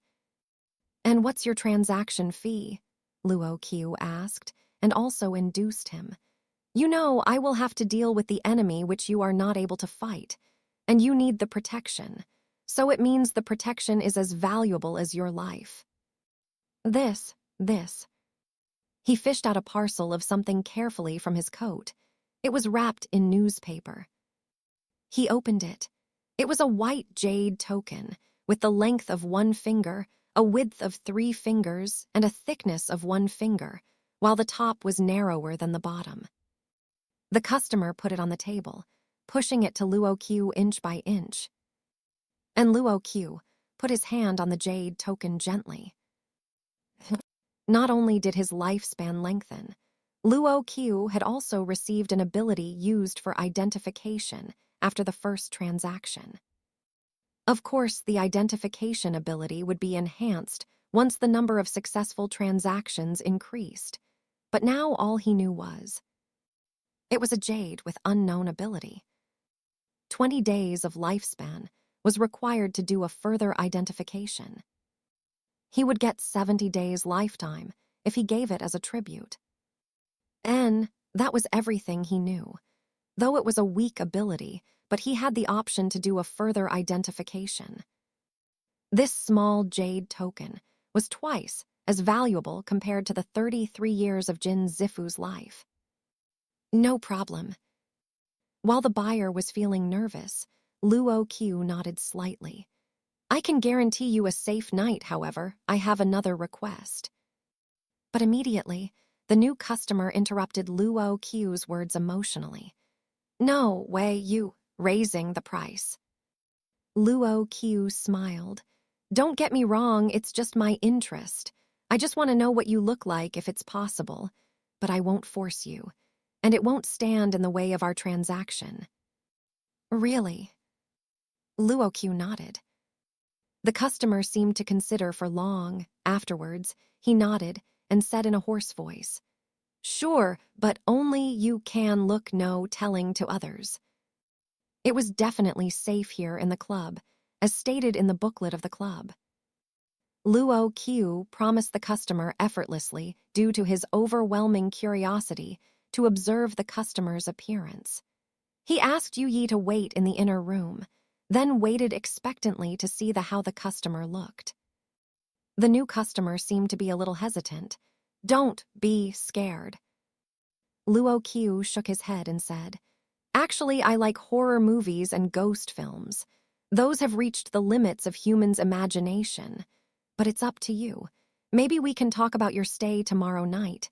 N, where is the so-called outside? I got it. The new customer then stood up, untying his scarf. After it was totally taken off, a wrinkled layer of something dark green was seen, with dry and sparse hair covering it. It was merely the neck, but already gave a disgusting feel. With a deep breath, Luo Qiu continued staring at his face absorbedly. He took off the hat and the sunglasses, the mask and even the black coat. Luo Qiu showed an eager expression and started breathing more rapidly when the customer took off each piece of clothing. He knew he was going to pay for his curiosity, but that was his choice. Even though the appearance revealed couldn't be compared by those movies or television programs. He had a strange body with wrinkled dark green skin. What was more, there were some chapped wounds on his skin, with peeling dark green dead skin, and the wound often oozed out green mucus. His arms looked like insects' claws, nestled in the white shirt he wore, and his head looked exactly like an insect. But it was the head of a huge insect. He had a round mouth and syringe-like teeth in it, no nose, but two unusually large black eyeballs without eyelids on both sides of the mouth. And Luo Qiu didn't see the ears or hair either. Of course, there were even some rotted chapped skin on his head. When Luo Qiu came to himself, the new customer had put on his clothes and said, Did I scare you? Luo Qiu breathed deeply and composed himself. It's okay. Don't lie, I know I'm ugly. Luo Qiu shook his head. You are just another one of life's creations. Aesthetic views differ. Your look might be beautiful to the same species. The customer answered slowly. Originally not such ugly. Human, polluted, food, grow this. Did the polluted food contribute to his rotten body? The monster looked like the evolution of some insect. What was the normal food of insects? Luo Qiu thought of some stalks or leaves of botanies first. He heard in recent years, plenty of botanies had been destroyed by acid rain caused by industrial pollution. In some serious cases, sewage with chemical substances or scrap metals were simply disposed into the water sources, so that it polluted the water and led to illness. Unexpectedly, even monsters also became the sacrifices of the environmental pollution. Luo Qiu put back the jade to the newspaper, pushing it back to him. As the rule, we only accept the transaction fee after you get what you need. In addition, you can move here before tomorrow night, but it's up to you. The new customer was shocked. May I? Sure, there are many rooms available here. Luo Qiu smiled. Besides, if you don't mind, I'd like to chat about monsters. He kept silent for a moment. Don't you mind? Luo Qiu shook his head. I've said, I don't care about one's look. Maybe your kin consider you beautiful. I just want to know more information about other life forms. Luo Qiu then smacked his lips. So I absolutely don't mind, because I'm interested. However, after hesitating for a while, the monster still left the club at last. He only told them the meeting time and the address for tomorrow night. As the insect monster left, Yi came out of the inner room. But she brought a black pistol on a tray, which should be Jin Zifu's pistol originally.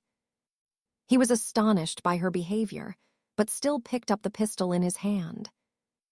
Yi said slightly, "My master, if you feel bored, you can play around with this pistol." Luo Qiu was stunned, then laughed. "Is a monster afraid of the bullets?"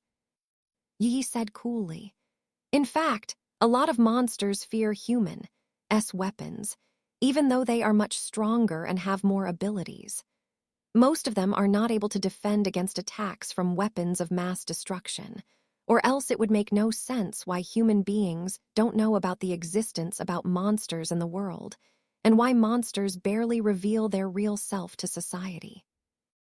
Luo Qiu weighed this pistol in his hand and suddenly said, "It's because monsters are more scared of humans." "Master, do you know how to use a pistol?" Yi smiled and changed the subject. "I can teach you some simple skills." Luo Qiu shook his head. But his body was turned suddenly towards one wall.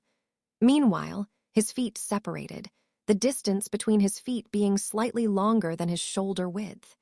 He bent knees and turned his toes slightly inward. Then, he stretched out his arms while grasping the pistol in his right hand.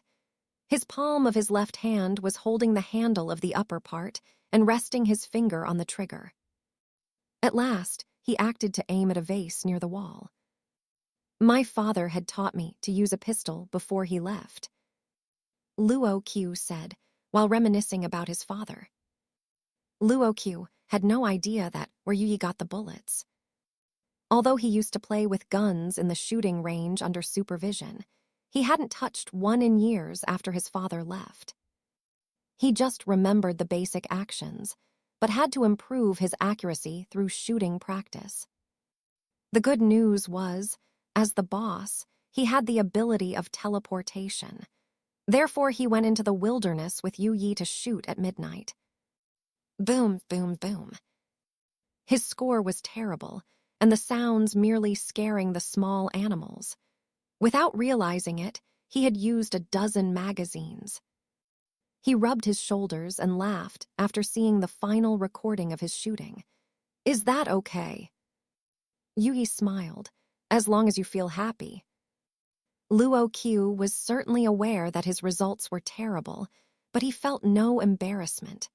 He returned the pistol back to Yu Yi, waving to say goodbye to her, then went back home. "Call me if another customer comes," Luo Qiu explained. "If it's possible these days, I'll be myself, an ordinary university student in this city with a nice stepmother." Yi nodded and saw Luo Qiu vanish out of her sight. When Yi went back to the club, she just sat there quietly.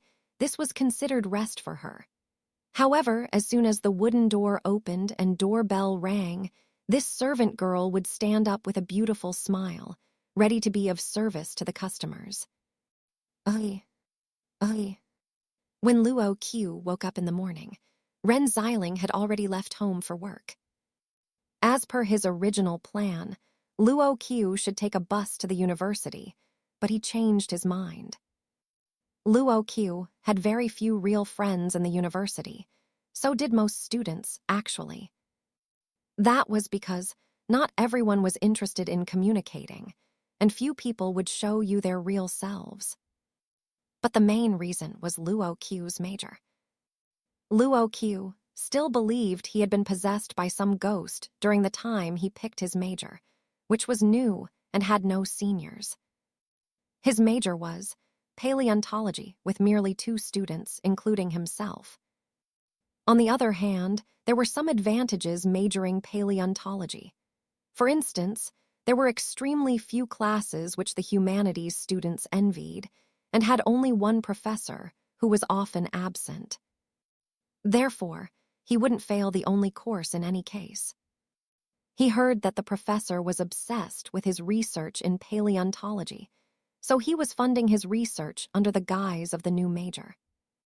Hence, Luo Qiu didn't even have to request for leave. After washing, Luo Qiu sat down in front of his computer, searching the place which the insect monster had provided him using the satellite map. He spent a whole morning looking for it. The insect monster declared that his skin rotted due to consuming food tainted by pollution. Thus, Luo Qiu focused on the potential sources where the insect monster could have been poisoned. At noon, Luo Qiu turned off his laptop and went back to the club. So far, there was no new customers. Yi prepared stewed beef, a dish of pickled cucumber, bread with caviar, and the borscht as Luo Qiu's lunch. Luo Qiu looked at the bread. "Is this Russian bread?" "Yes," Yi smiled. "Of course it's just a common bread, but larger and harder." The whole meal was arranged neatly and had a graceful atmosphere, so Luo Qiu smiled. "This should be a normal meal in Russia. It seems you prefer Russian dishes." Yi smiled, but she didn't answer his question. But according to clues left behind, he could tell something about her. She was made by an alchemist, so she shouldn't be an Easterner.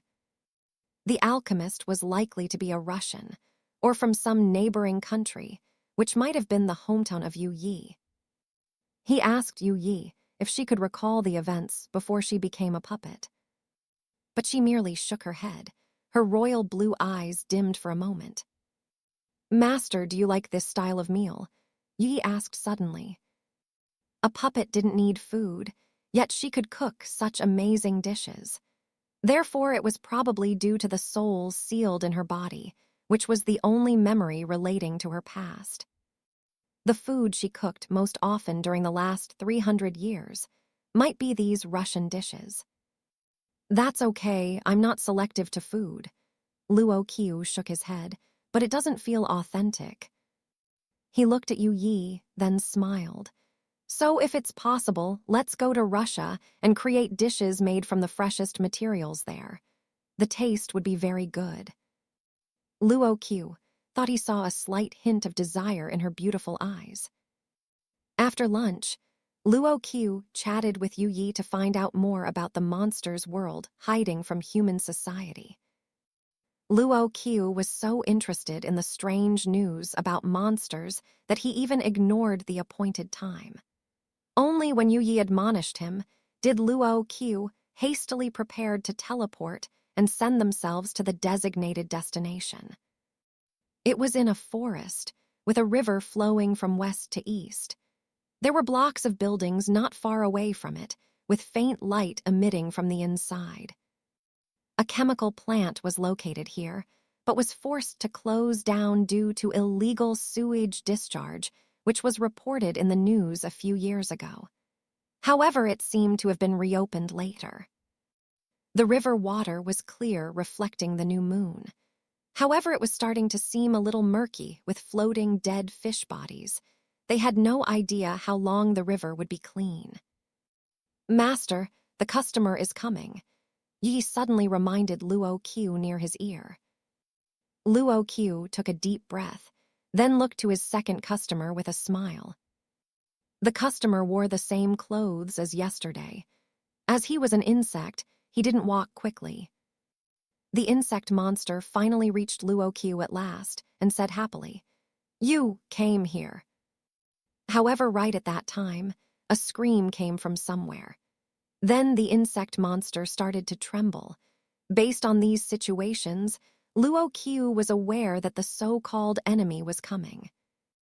N, a 120-year-old mantis monster. He was looking forward to meeting it. There was a high chance that he would come in conflict with the monster, so Luo Qiu felt slightly nervous. However, due to the club's protection, nobody could take his life. Luo Qiu was not the same as his upright father, but he had branded his father's words in his mind. "Face your problems head on and fight." Ugh. Ugh.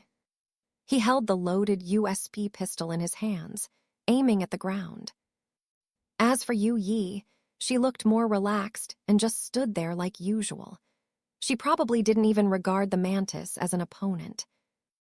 In contrast, the insect monster trembled constantly due to fright. So Luo Qiu stuck close to him, staying in front.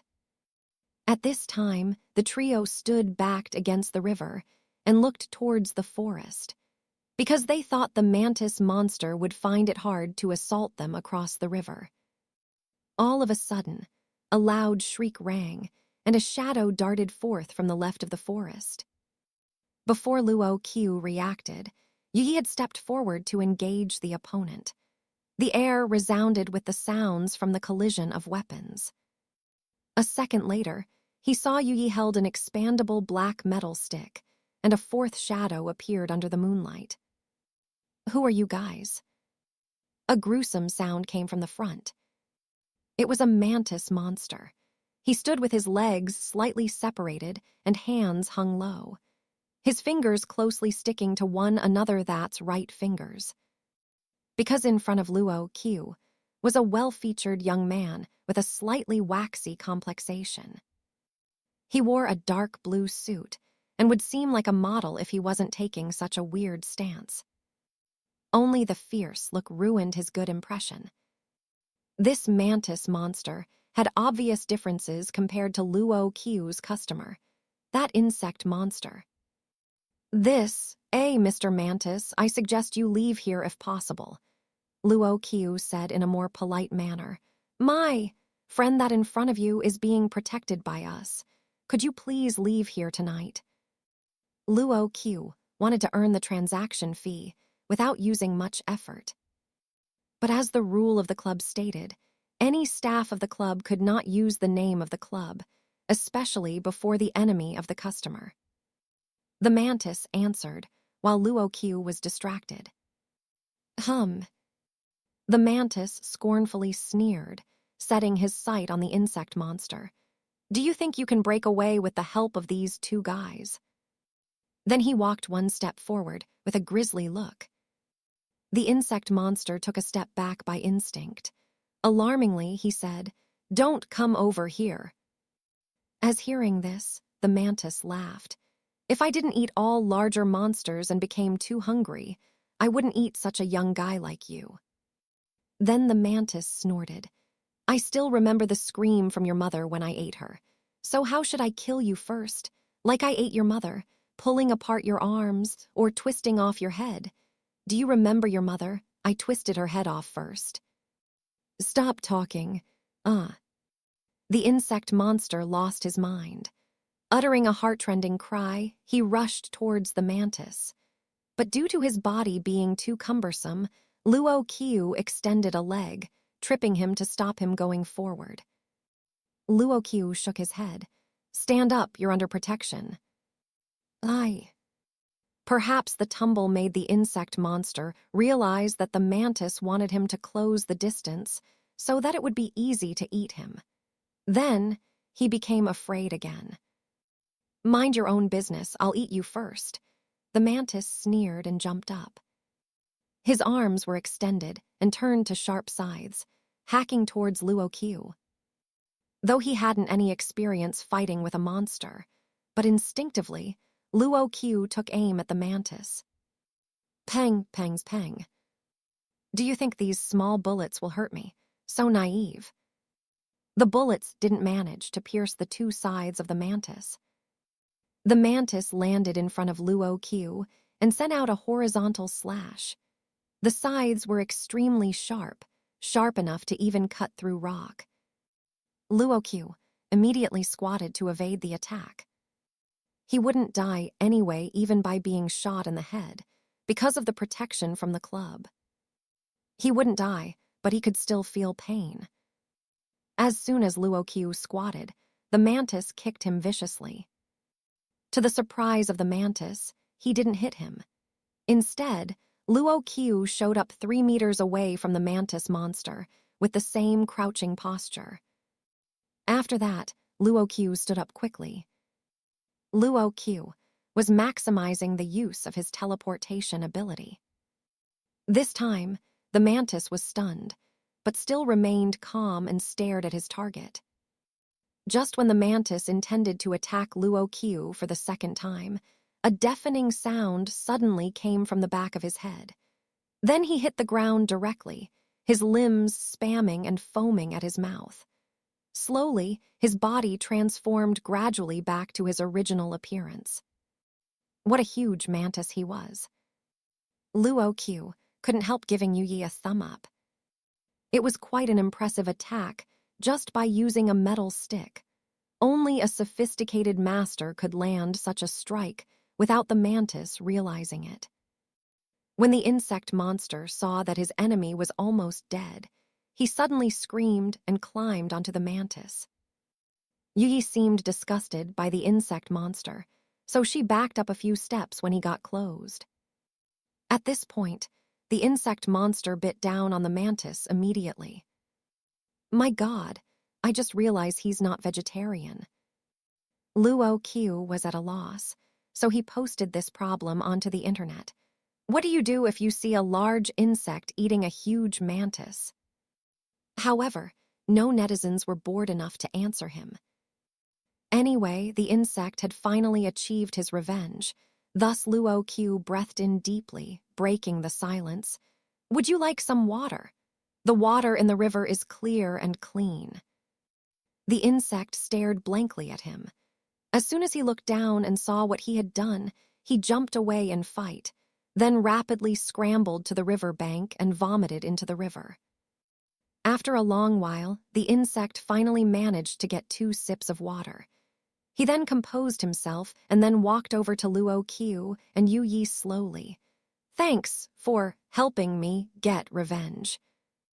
Luo Qiu nodded. No problem, Yu Yi and I just kept our part of the agreement we made. Now that your enemy was dead, what can we do for you next? Since a whole night hadn't passed yet, this meant the deal had not been completed. Therefore, Luo Qiu had no right to accept the jade token as the transaction fee yet. Unless the buyer himself said that the deal had been completed. But Luo Qiu wanted to end the deal earlier, so he asked, The mantis is dead, so do you have anything else you're afraid of? Nobody seems to come to such a desolate place. Protect me till the sun rises. Okay. Luo Qiu's reply reassured the insect monster. Thank you. That was the only fluent sentence the insect ever said. Next, the insect took off his black coat and revealed his extremely ugly body. The wound on it was much more serious than yesterday. The insect turned back, walking towards the bank step by step. Luo Qiu had a premonition that an unforgettable event would occur next. The insect soaked himself in the ice-cold river water. He then looked up at the new moon high in the sky. His ugly body expanded to its greatest extent, then gradually contracted back. Luo Qiu was still unclear what the insect would do, but he felt that something was amiss. Then the huddled body shrunk, or it might have dried up. Luo Qiu wasn't sure, thus walked closer to the insect without realizing it. This time during midsummer, the pebbles around the bank gave off a wondrous beauty, shining brightly like dark blue gems. As for the insect monster, he was surrounded by a bright yellow light flowing about like a stream of golden liquid. It was absorbing the essence of the water and the moon. Yu Yi said, Master, it was preparing to break free of his cocoon and step into a brand new stage of life. Yes, Luo Qiu just nodded. He understood Yu Yi's answer. The protection he required was for evolving into a butterfly. Time passed in the silent forest, occasionally with a light breeze. Mother Nature seemed to looking forward to the birth of a butterfly. Luo Qiu lost track of time, immersing himself in that wonderful moment. Only when the new moon set and the sky turned dark did he hear a dull sound. The cocoon was breaking. But it seems like he can't get out, Luo Qiu frowned. In normal case, though it was a hard process, a butterfly should still be able to break out of their cocoon based on their natural instincts. But as Luo Qiu said, the wings of the insect monster were hidden in the cocoon. thus were not able to extend and break the shell. It's too weak. Yi shook her head. It won't be powerful enough even though it absorbed the essence of water and the moon. If it was a round moon, the insect would get more essence and grow stronger. Weakness. The polluted food he ate contributed to his weak body. Suddenly, Luo Qiu breathed in deeply and walked to the huge cocoon, breaking the gaps as he tried to help the insect. Hopefully this will help you, but you have to struggle and try your best to come out. Next, a pair of weak wings emerged from the broken cocoon and extended in the wind. There were 4 symmetrical pieces of light green and purple wings waving slightly. Luo Qiu felt relieved after seeing this and stepped back a little. Next would be the change of the insect's body in the cocoon. Yi sat down on a round stone beside Luo Qiu at the bank. I got it, Luo Qiu said excitedly and waved his cell phone. Yi gazed at the cell phone screen. It showed several butterflies with the same wings as the insect. The golden. What butterfly? The golden Taenipalpus imperialis. Luo Qiu smiled. Even an ordinary golden Taenipalpus imperialis is considered an endangered species, let alone a monster golden Taenipalpus imperialis. It's so beautiful, Yui said in awe. Luo Qiu then walked forward and smiled. It's better to observe it closely. Luo Qiu was too impatient to wait for the birth of a new golden Taenipalpus imperialis. Would the insect monster be the same size as an adult after it came out of the cocoon, just like the really huge mantis? Finally, the cocoon totally broke, and bright light emitted from the inside. A pair of fair, delicate hands stretched out softly and broke apart both sides of the cocoon. Luo Qiu's jaw dropped in amazement. It was not large, and quite different from what the insect monster used to be. Instead, the one that showed up in front of him was a lady with butterfly wings. What was going on? The appearance of a lady with wings exceeded Luo Qiu's imagination. However, it was still acceptable compared to the huge butterfly he had envisioned. Once the butterfly came out, Luo Qiu took off his windbreaker and threw it to her. Wear it and hide your body. She grabbed it, saying slowly with a smile, You humans really are weird. Luo Qiu said nothing, but touched his nose and smiled. Due to her wings, she couldn't wear the coat properly, so she just wore it backwards, holding it with her 2 hands. Suddenly, she spread her wings and flew out of the cocoon elegantly, floating up into the gray sky. Finally, she landed in front of Luo Qiu, saying with gratitude, Thank you for saving my life. Compared with the hideous appearance before, her present beauty made her seem even more special. At this time, the sun was about to rise, which meant the task of protecting her would soon end. Luo Qiu had gained a little bit of information about the transformation of monsters from Yu Yi previously. Most monsters who could conceal their original bodies would join human society to live as ordinary individuals. Some others would hide in suburbs or unfrequented areas. As for the butterfly monster, she was perfect in both looks and the temperament. If she was able to cover up her wings, she would be an unbelievable beautiful lady in society, even if she didn't dress up. Now you can speak fluently. Luo Qiu ignored her thanks instead, became interested in her ability to speak. The butterfly replied, I've full-grown vocal cords now, so my voice is normal. Luo Qiu nodded. You've successfully evolved, so what's your next goal? Living in human society or returning to the forest as a free monster? The butterfly thought for a while and said, I want to see the world. Do you have any ideas? Luo Qiu was stunned. In fact, he didn't even understand the so-called society as a student, but he felt embarrassed if he didn't answer the question, so he replied, I think first you need a name. A name? Luo Qiu smiled. Everyone's life starts with a name. But I don't have a name. She shook her head, but suddenly raised it and asked with shining eyes, "Can you give me a name?" To give a good name for the butterfly, one with such beauty and grace, made Luo Qiu itch to have a try.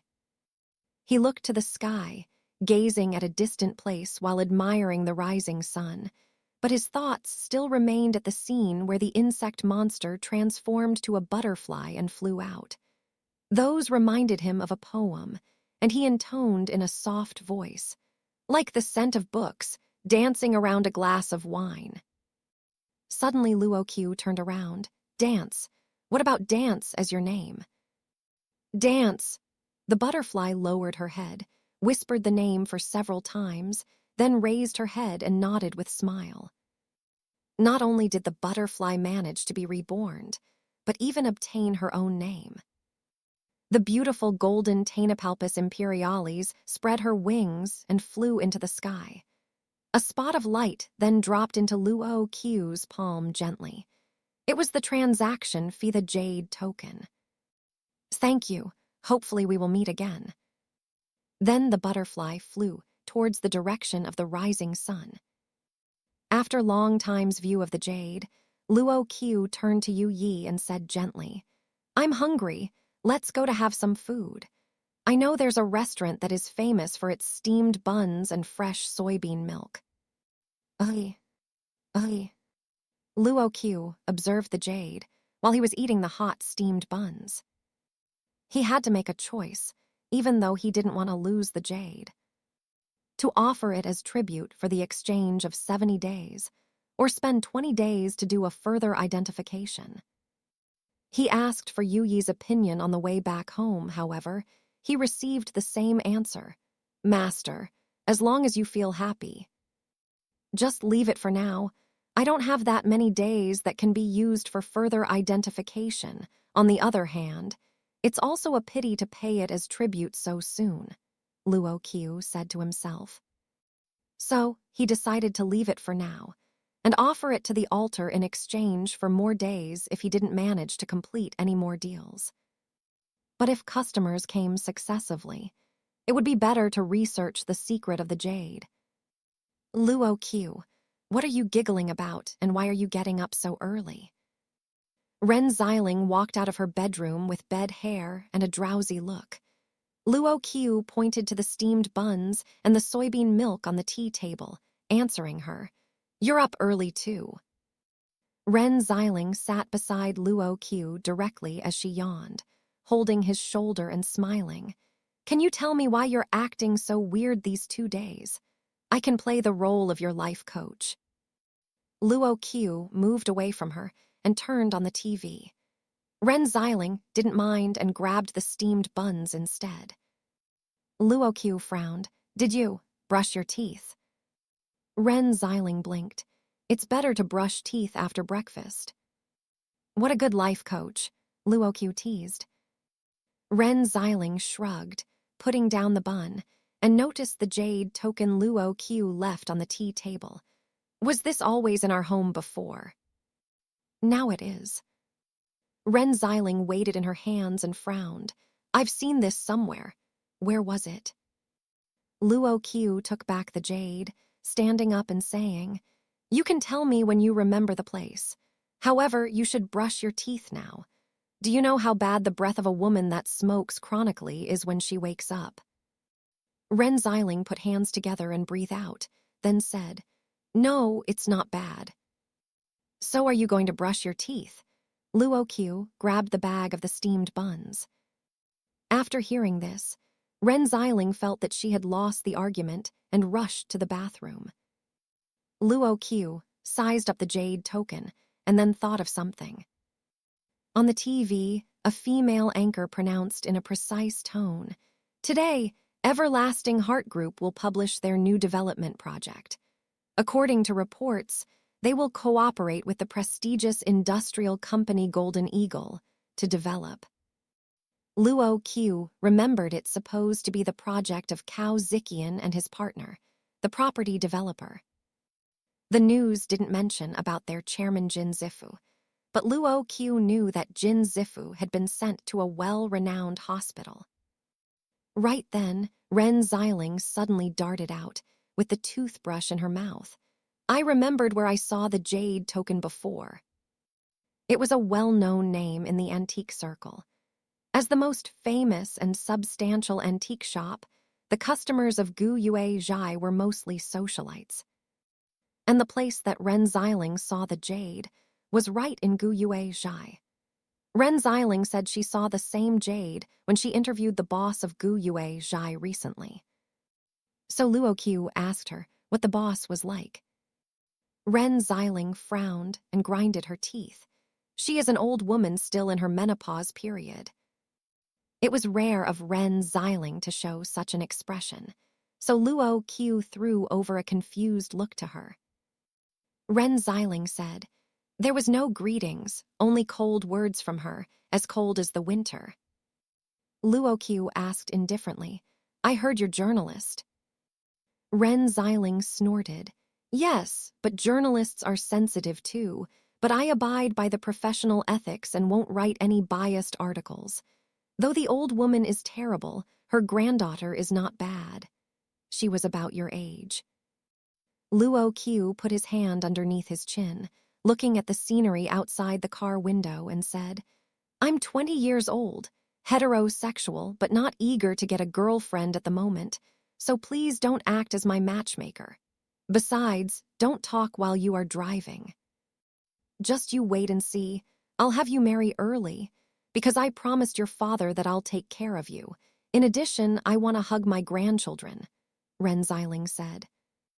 After a time, they arrived at Gu Yue Zhai. Ren Xiling was the sub-editor, so she had a lot of freedom.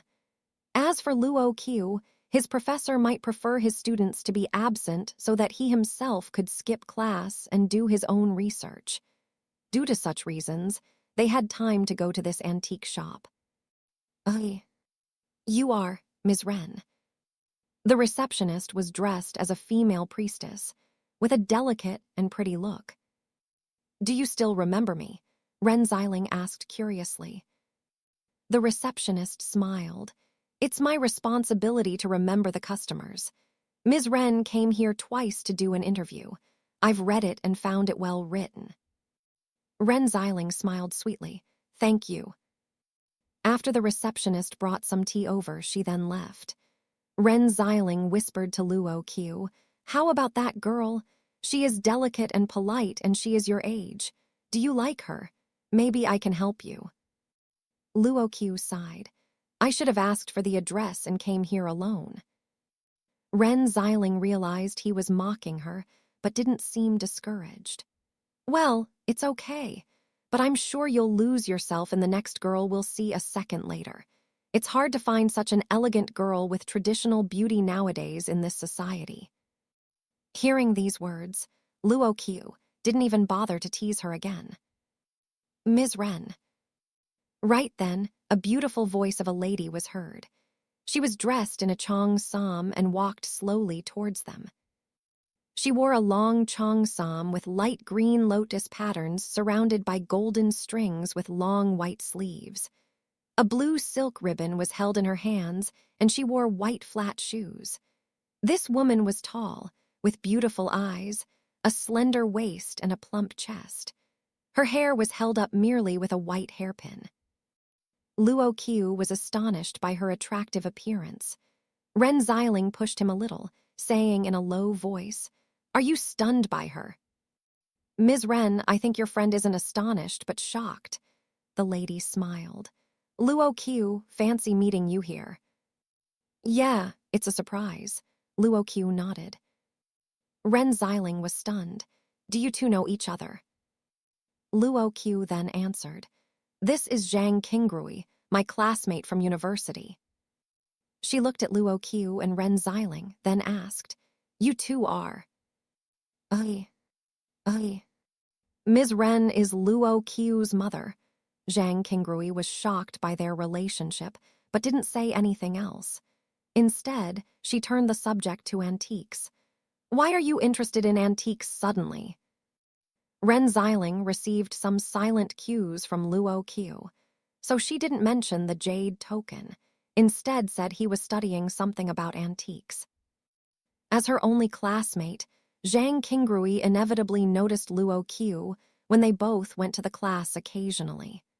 However, they didn't talk because he was too introverted to do anything except give a greeting. She deemed that the conversation now would be more than the total number of words Luo Qiu spoke to her in last few months. Sure, no problem, Zhang Qingrui answered hospitably. I can introduce some items you are interested in and give you a fair price. Luo Qiu looked around. There were quite a few antiques and china wares, however. He didn't find the same jade Ren Xiling mentioned. He shook his head. Is there anything better? And Ren Xiling said, Ms. Zhang, could you take what I saw last time to show this willful kid? He needs to broaden his horizons. Sure, follow me, please. Zhang Qingrui turned and made a gesture to invite them to go first. Ugh. This scene was caught by two young men coming in. Boss Zhang, who is that man? Ms. Zhang personally greeted him herself. Boss Zhang frowned and said, Let's go for Mrs. Zhang first and put everything else on hold for now. Boss Zhang was born in a mysterious family. He was a capable man with a mild temper, quite different from those useless, affluent second generations. Every week Boss Zhang came here to chat with the eccentric old woman. Each time when Boss Zhang came here, the eccentric woman did not treat him or his employee well, but Boss Zhang still remained placid and calm. Every time before they left, the boss would attempt to have a conversation with Zhang Qingrui, revealing his intentions to woo her, but she did not seem to reciprocate his feelings. Due to these factors, the employee realized that his boss had major crush on Zhang Qingrui. So, the employee did a background check on Zhang Qingrui privately by pulling some strings. Only then did he know that she was a university student and single, but managed the business of Gu Yue Zhai most of the time. Then he told everything he knew to Boss Zhang, which put Boss Zhang in a good temper. The next morning, the employee received a piece of jade for his help. After receiving the present, the employee started paying attention to news about Zhang Qingrui. I don't like your follower. He doesn't look like a talented person. Just as the employee was thinking of having a talk about the background of the man chatting with Mrs. Zhang, he suddenly heard words that made him break out into a cold sweat. This damn old woman. But he dared not refute her, so he just gazed at the floor with an innocent look. If you don't like him, then just let him wait outside. Boss Zhang smiled and turned to say, Cheng Yun, leave us alone, please. Cheng Yun nodded. He dared not show any dissatisfaction and walked out of the room quietly. This room was the office of the real boss. Unlike the modern-style door plate hanging outside the door, the decoration inside the room gave a sense of antique beauty. There was a traditional Manchu screen and cyan wooden board at the hallway. An imperial chair designed using the mortise and tenon structure was placed by the window. Bead curtains swung about at the entrance of the drawing room. A Padauc secretaire could be seen in the drawing room, with writing brush holder, inkstone, and paper on the left, while there was a stack of ancient books at the opposite side. At a corner, there was a Fu Zai-style zither. As Cheng Yun left, Mrs. Zhang fanned herself gently and said, You're very patient, much better than your irritable grandfather. Mrs. Zhang, my grandfather has been focusing on painting and calligraphy these few years, so he is much more even-tempered now, Boss Zhang said. She answered, I left the capital a long time just to tell them that I Zhang Li Fanglin have no desire to meddle in their business. Your grandfather must have recalled something to send his grandson to seek me out now.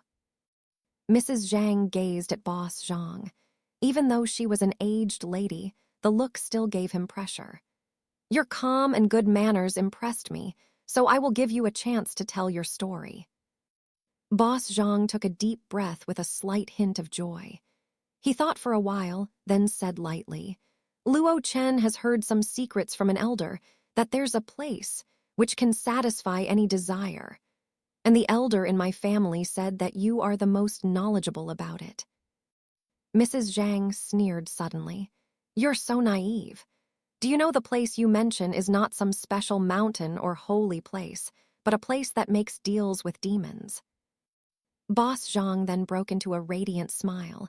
"Seems the legend is true. So, Mrs. Zhang, you've been there before, right?" Mrs. Zhang waved her fan. Her tone changed. "I'm under the weather today, so please leave and never come back." When seeing this, Zhang Liuchen fished out a small pouch. He opened it and poured out the object inside. "Mrs. Zhang, sorry to trouble you." What fell out was a jade lock. Mrs. Zhang's temper mellowed a bit. She took the jade lock into her palm, stroking it gently, then sighing and saying, "This is what I gave my sister before I left the capital. Do you really want to use it for the exchange of the information?" "My grandmother gave it to me before she left," Zhang Liuchen whispered. "She said if the Zhang family is in trouble, only this can save the family." Mrs. Zhang clasped her hands together and held the lock, then sighed. "Just go back for now. I have to consider this issue carefully." Zhang Liuchen nodded. "I hope you can give me an answer soon." "But what will you use it for?" Mrs. Zhang asked. He said, "It's about my grandfather. The doctor said the irritable old man will be dead soon." Ay. On the other side, what Luo Qiu had seen were all invaluable items. Though he was not familiar with antiques, he could still feel the quaint aura from those treasures. However, he didn't see the so-called jade token. So Ren Xiling looked at Zhang Qingrui and asked, "Ms. Zhang, seems like some things are missing. There were several small pieces when I came to do the interview last time." Zhang Qingrui smiled. "Good memory. Right, some of collections have been sent away already." After that, she picked and opened a picture album from the shelf. "Should be these. They were sent to the auction company." In one glance, Luo Qiu impressively captured the picture of the jade token printed in the album. So he grabbed the picture album directly from Zhang Qingrui. It was very rude, but Luo Qiu didn't think so much. He just looked at the pictures carefully. However, Ren Xiling felt embarrassed. Thus she had to apologize to Zhang Qianrui. He always does like that when he sees things he likes. Zhang Qingrui shook her head. "No worries, we still have a lot. You can take it back home." Luo Qiu nodded and merely said, "Thanks." Once he realized the jade token was not here, he just walked towards the door and went out. This made Ren Xiling feel helpless. And Zhang Qingrui had the same feeling, but she didn't say anything due to her good manners. Ren Xiling couldn't help prompting him. She pulled Luo Qiu back and put on a false smile. "Don't lose the opportunity to have a good look." Luo Qiu had no choice but to glance at them for a second. But all at once, he frowned and went to a corner. "What's this?" Luo Qiu pointed to an object covered by a glass lid in a corner. It was a very familiar black card. And there were 2 golden stamps on the card. This confirmed it was the card of the club, and could be used twice. However, Ren Xiling was puzzled when she saw this card and whispered, "I don't remember seeing this before." Luo Qiu knew the reason. It was the item of the club. It would lie there, but few would be able to notice it. People ignored it due to its appearance just like the club. Only those who needed it could see it. "Yes, it's always been there. Maybe you just didn't notice it." Zhang Qingrui looked at Luo Qiu and said without doubt, "Are you interested in this card?" Of course, Luo Qiu was interested, because every black card meant a potential customer to him. But he thought it was inappropriate to show his interest. So he shook his head. No, I just think it's weird. He looked at Zhang Qingrui. This black card doesn't seem to be an antique. I just found it didn't match the atmosphere of the shop. Zhang Qingrui smiled. Some customers asked about it before. Do you know what my answer was? Luo Qiu shook his head. It seemed like he didn't care about the answer. Zhang Qingrui was stunned. She felt that Luo Qiu really was a snotty guy. No comment. Zhang Qingrui gave him the answer. Ren Xiling stared blankly.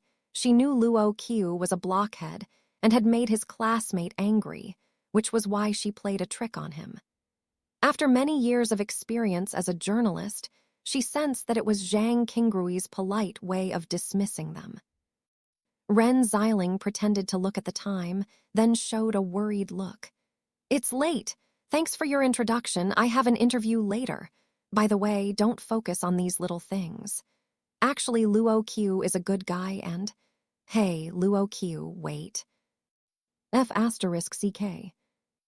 Luo Qiu swore in his mind, sighing as he walked towards the door. Ren Xiling quickly finished the rest of the short conversation and ran to Luo Qiu in a hurry. Afterwards, Zhang Qingrui, the classical beauty, finally let the smile on her face fade away. Frowning, she looked at the black card displayed in the showcase. She had a sudden urge to touch the card. However, as her fingers strayed near the card, she hesitated for a second, then abandoned the thought and closed the showcase. The young female manager had only worked for 2 years in the company, but had met a large amount of well-renowned people. There were few people that paid attention to the black card in the collection. She was aware that the card was placed there intentionally by her grandmother. She had asked the reason, but her grandmother, Mrs. Zhang, shook her head and remained silent each time, as if avoiding something. There might be something magical about this black card. If someone stopped by and set their eyes on it, they would have a desire to grab it. Zhang Qingrui was most likely the person, besides her grandmother, who had the most contact with this card. Therefore, she probably had the strongest desire to possess it. Furthermore, the customers who set their sights on the black card would keep staring at it, unless they were woken up from their trance. Some visitors had said that they would buy the black card at any price. Except that it was not for sale. Hence she was confused as to why her grandmother would set it on display. Qingrui. She got a fright upon hearing the familiar voice of her grandmother. She then turned back right away, walked to Mrs. Zhang quickly and held out her arms. Grandma, why did you come to the collection chamber today? I just come to have a look, Mrs. Zhang replied slowly, then frowned. I told you many times not to look at the black card. Zhang Qingrui stuck her tongue out. I was too busy serving 2 customers, so I was careless. Mrs. Zhang suddenly sighed and walked towards the black card. She stood in front of the showcase and muttered to herself, I shouldn't have kept it till now. Grandma, Zhang Qingrui asked questioningly. Mrs. Zhang shook her head. Wrap it up and give it to me. It had been placed here ever since Gu Yue Zhai was established and had never been taken away. Zhang Qingrui was curious about the usage of the card, so she asked frankly, Grandma, what happened? I saw Boss Zhang came to you, did he? Mrs. Zhang nodded, but then shook her head. He is excellent but too scheming, don't get too close to him. Zhang Qingrui didn't say a word. However, she wouldn't talk to Ren Xiling and Luo Qiu personally if it wasn't for avoiding that annoying guy. Soon, Zhang Qingrui brought the card to her grandmother. Mrs. Zhang said, Give it to Boss Zhang the next time he comes, and tell him to use it only once, then return it as soon as possible, or he risks facing his own demise. Zhang Qingrui nodded without saying a word about the black card, though she was still curious. Actually, it wasn't a big deal. Master, what's this?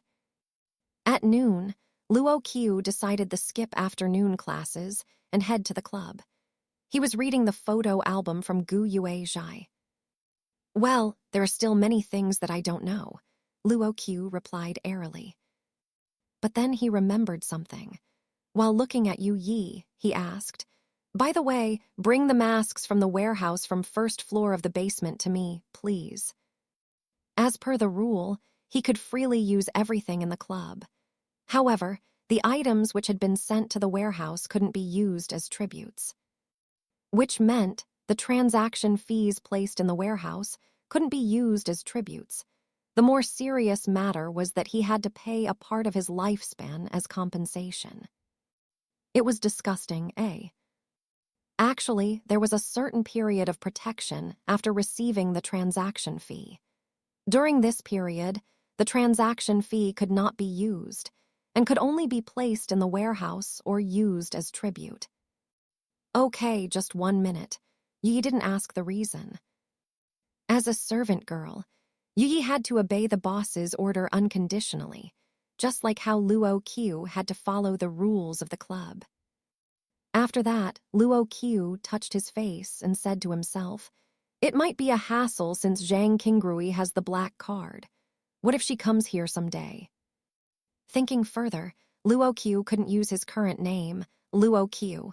Then when he showed up as the boss, he wanted to come up with a cool name.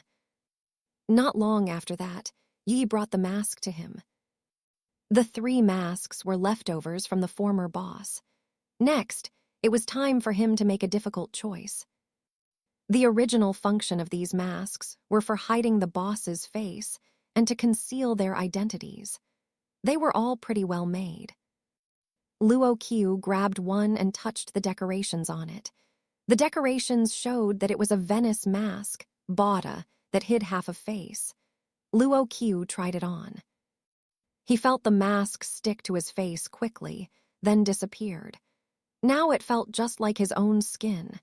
He didn't feel stuffy, and more amazingly, it seemed that the mask became weightless. You can become invisible after wearing the mask.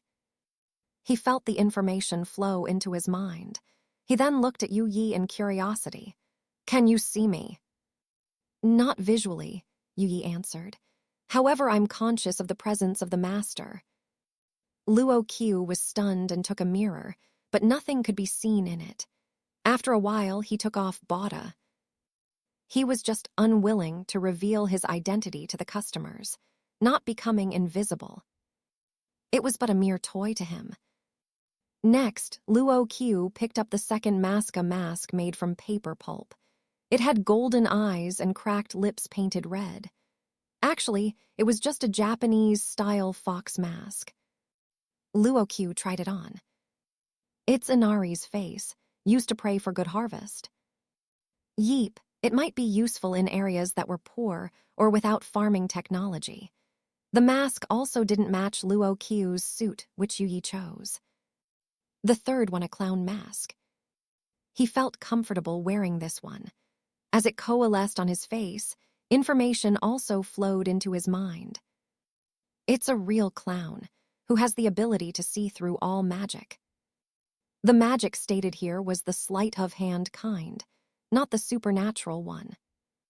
I'm lucky it's a white face mask instead of a colorful one, Luo Qiu joked.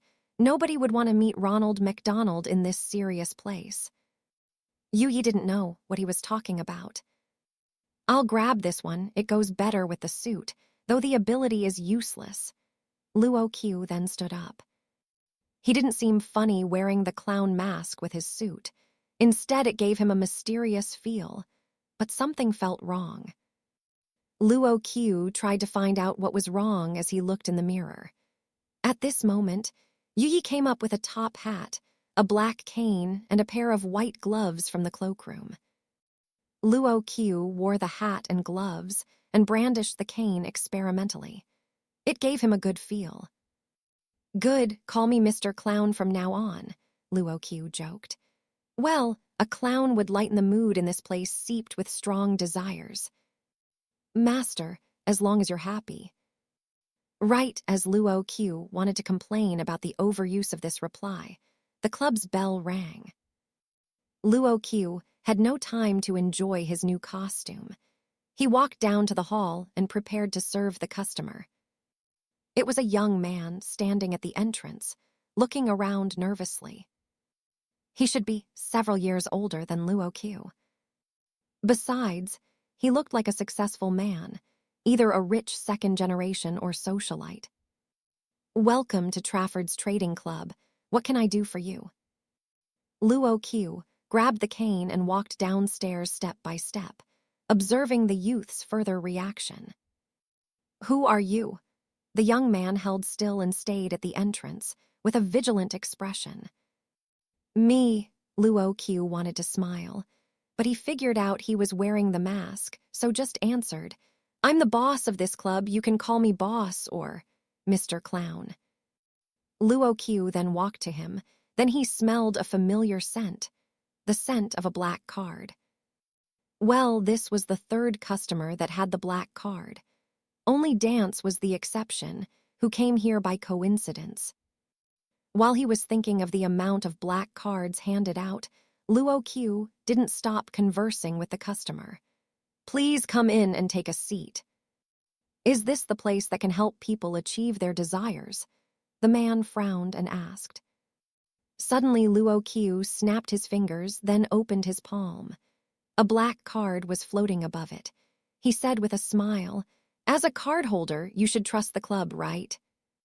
The young man touched his chest, even unbuttoning his suit to check the pocket inside, only to find that his card had disappeared. He breathed in deeply and calmed down before introducing himself in a deep voice. "Hi, Mr. Clown. I'm Zhang Liuchen. Today I come to make a deal with you." One should never refuse business that knocks on your door. Luo Qiu made a gesture, inviting the customer to come in, saying with pleasure, "Yu Yi, entertain the guest, please." "Aye, aye." In the bedroom, Cheng Yun lighted a cigarette, looking at the enchanting woman lying in bed contentedly. She was a receptionist of Gu Yuezhai. She didn't have powerful connections, but was pretty and clever. She had chose the most efficient and fastest way to get promoted, seducing the assistant of Zhang Liuchen. Cheng Yun knew women. He had gotten the receptionist before his boss got Zhang Qingrui. But it was true that this girl couldn't be compared to Zhang Qingrui, neither in family background nor ability. Cheng Yun was aware what kind of women he could get. "Why are you available today? You didn't follow your young boss." The girl looked at Cheng Yun with an obsequious smile. Cheng Yun felt puzzled as well, wondering where his boss had gone to ever since they came back from Gu Yuezhai. He had always followed his boss, helping him in various ways. He thought the reason his boss left him was due to the words of that old woman. Damn it, he was quite clear about his situation. If he lost the recognition of his boss, even his job, and this scheming woman would leave him. However, she was good in bed. Plus, he wanted to enjoy her for a few more days. Above all, he'd like to stand beside Zhang Liuchen to get a higher status at the capital. Who were the two guys Ms. Zhang led to the collection chamber this morning? The girl didn't mind selling out Zhang Qingrui to gain the favor of Cheng Yun. She knew if his boss got Zhang Qingrui, then she would be able to get what she wanted from her man Cheng Yun, the boss's assistant. She was the sub-editor of a local newspaper office and had came by twice, the girl recalled. She knew our manager since then. As to the man following Ren Xiling, I don't know him. Maybe a close friend or a brother, as can be seen from their intimate relationship. Cheng Yun inhaled a smoke hard, breathing it out slowly. A sub-editor, There were 2 golden stamps on the black card usually. There were 3 or 4. Each stamp represented a discount for the transaction fee. For example, if there were 3 stamps, it meant the first gave a 30% discount, the second gave 20%, and the third gave 10% off the total amount. He remembered the first time Jin Zifu came. There was only 1 stamp left on his black card, which was frankly quite useless. The one Luo Qiu gave Cao Ziqian was a new card with all the stamps. As for a black card with 4 stamps, it gave a 40% discount. How interesting. This was the card Luo Qiu saw in Gu Yue Zhai. But it didn't matter who kept the black card. The important thing was the card holder had arrived. Zhang Liuchen and Luo Qiu sat down on both sides of the table, while Yu served some scented tea. However, Zhang Liuchen was not in the mood to enjoy it. It would eventually get cold and evaporated. "Mr. Zhang, do you know the rules here?"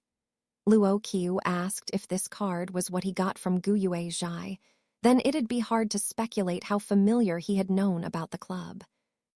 Sometimes it was necessary to inform the customers how the transaction process takes place. "Go ahead, please." Zhang Liuchen collected himself and gazed at Luo Qiu calmly. He was polite and open-minded, ready to confront the unknown. Luo Qiu said, "The card holders are considered members of the club. There are 2 stamps on your card, which means you can enjoy discounts in 2 transactions." Zhang Liuchen nodded and recalled Mrs. Zhang's hesitation when he took out the jade lock. It must have been because she knew it was an extraordinary card.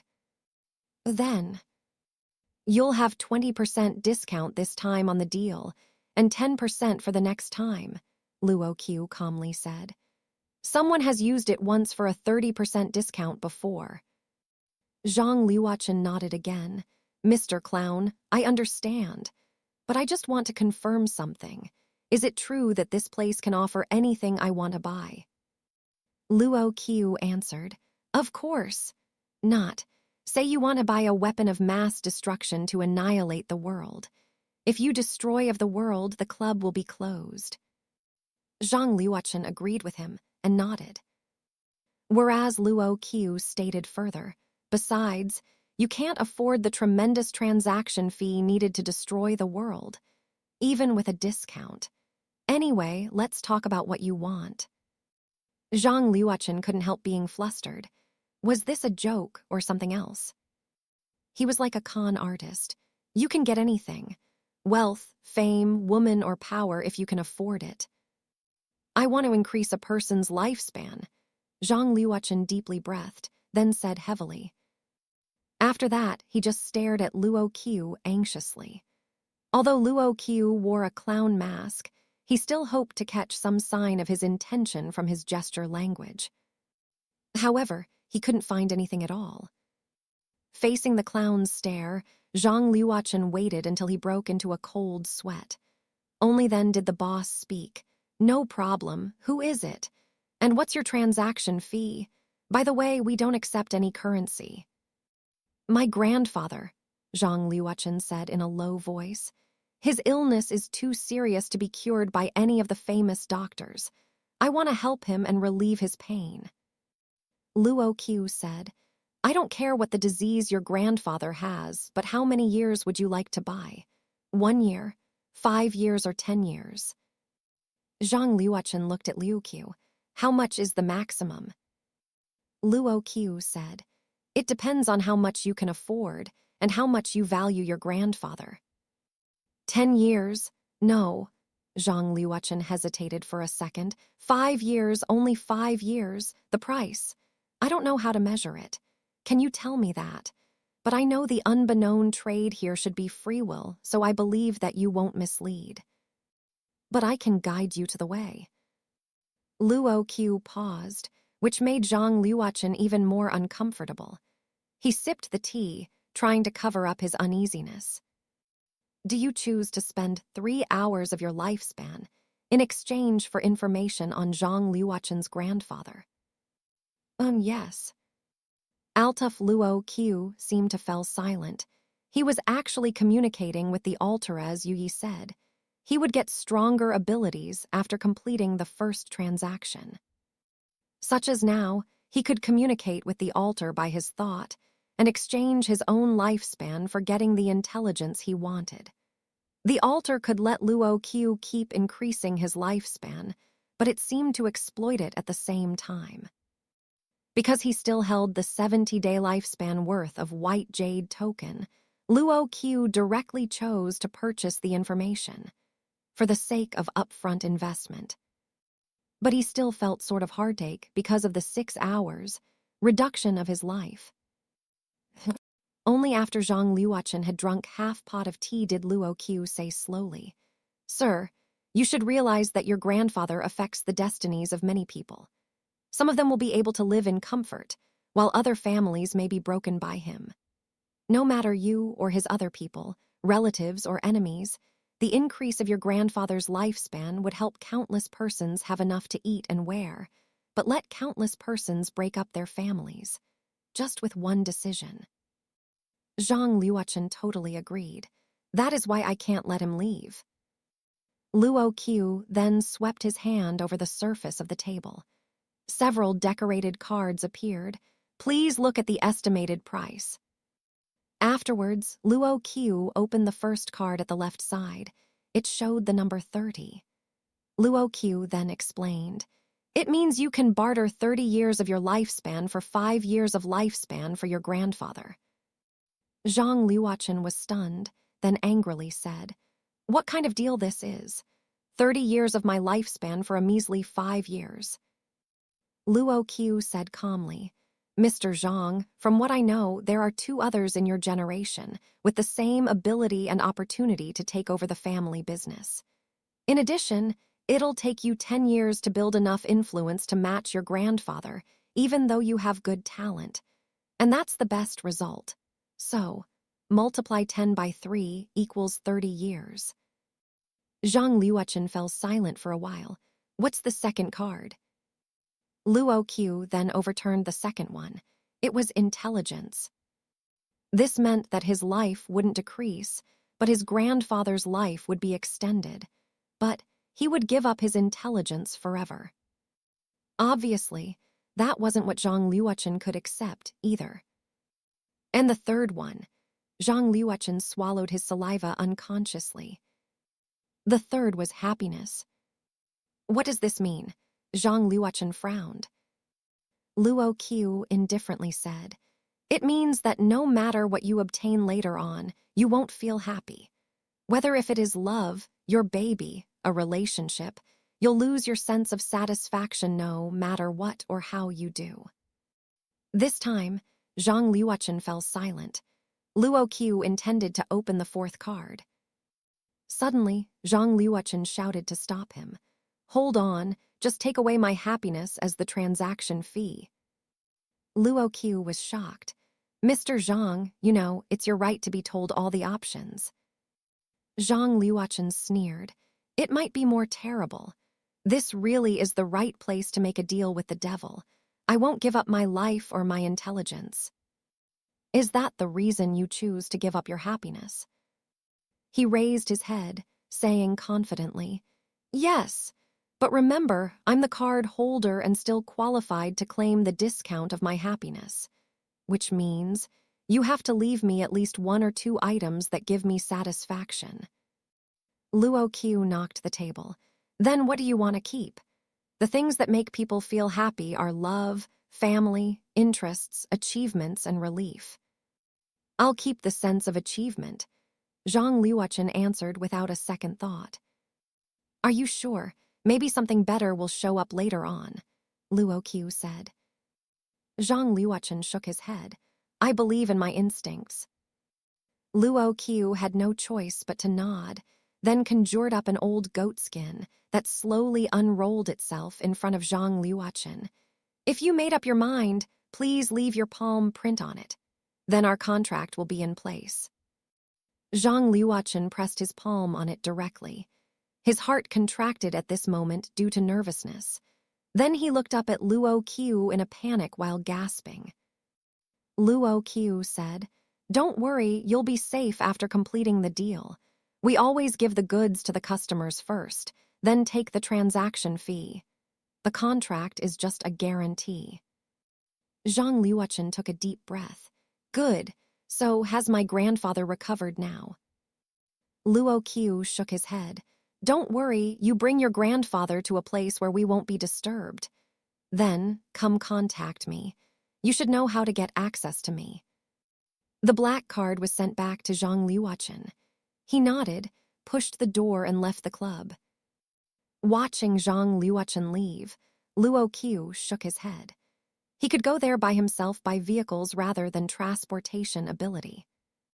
He didn't have strong enough ability to support him to step over several provinces. He could only move within the city he stayed. And there was another simple reason. Just because he was lazy.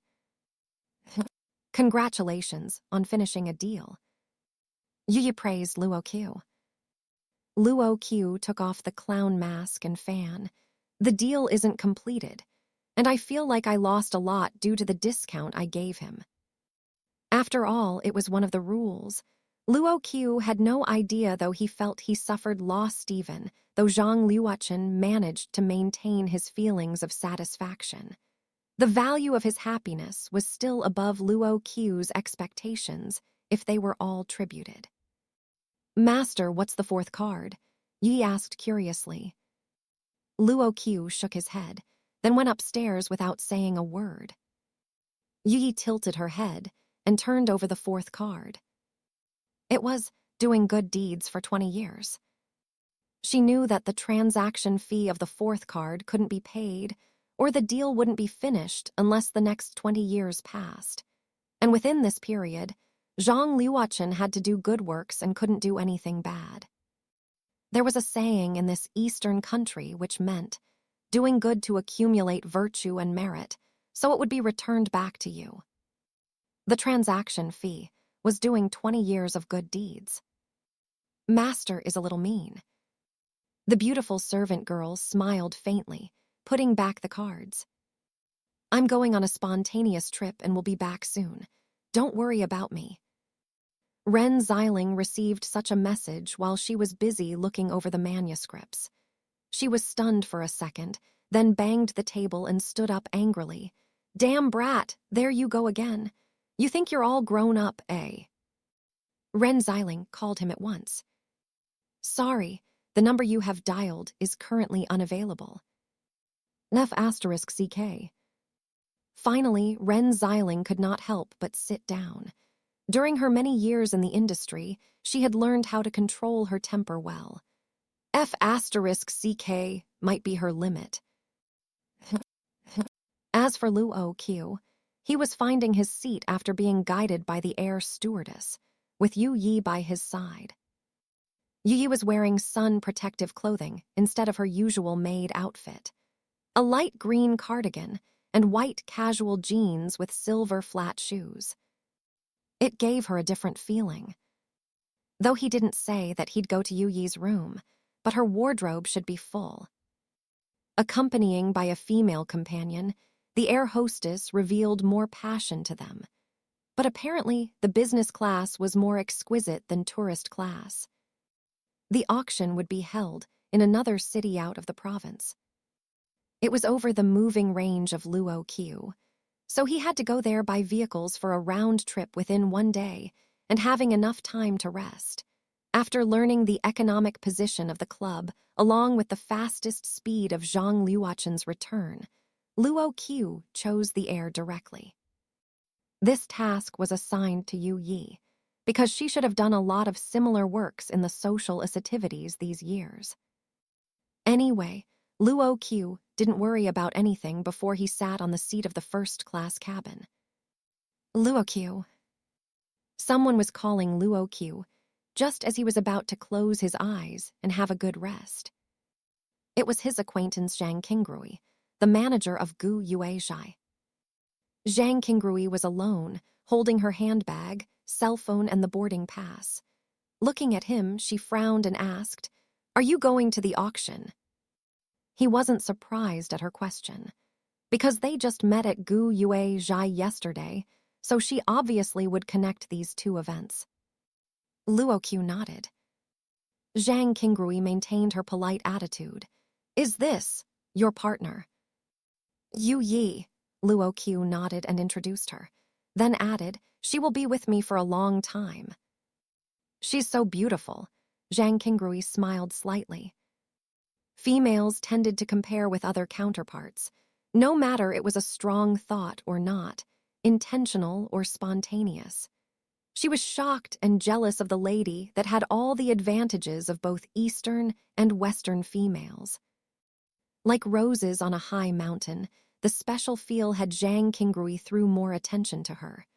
However, after hearing Luo Qiu's eccentric reply, Zhang Qingrui laughed. Then I won't bother you too. Anyway, what about following me to the auction site? It'll save you a lot of trouble because I'm with the sponsor. She didn't think of that if Luo Qiu could afford it actually. There would always be more viewers than purchasers in an auction. Someone went there just for joining in the fun. Moreover, due to the classmate relations, Zhang Qingrui didn't hope to show an arrogant imposition to him. Luo Qiu thought for a second. All right. Zhang Qingrui went back to her seat. Yi whispered to Luo Qiu near his ear. Master, this lady's soul is so beautiful. Luo Qiu gave a start, but said nothing. Yi was hinting that he should make her a member of the club. However, Luo Qiu didn't have any plans to do so. He didn't want a person who knew both Ren Xiling and him to join the club, because it would put him in a difficult position if he met Zhang Qingrui with the identity of the boss. We can talk about it later. Luo Qiu then closed his eyes. Their intimate behavior was captured by the air stewardess. In the meantime, she felt amazing to the dreamy, beautiful girl.